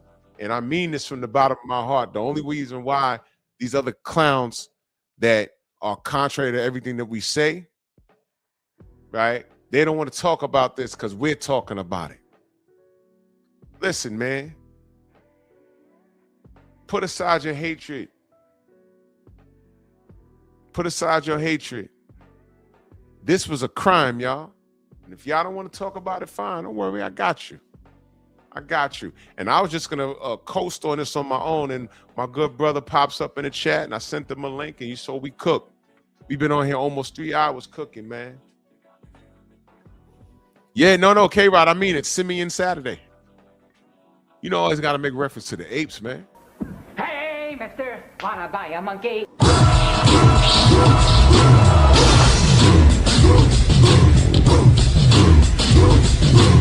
Yeah, come on!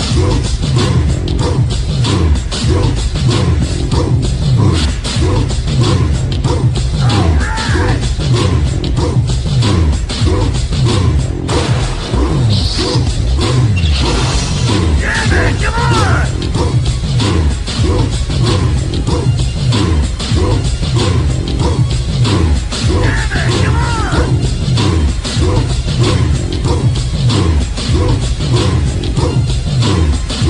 Yeah, man, come on! Yeah, man, come on!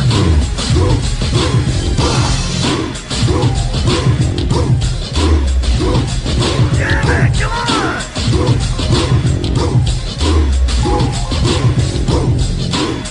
Faggot shit. Better than that!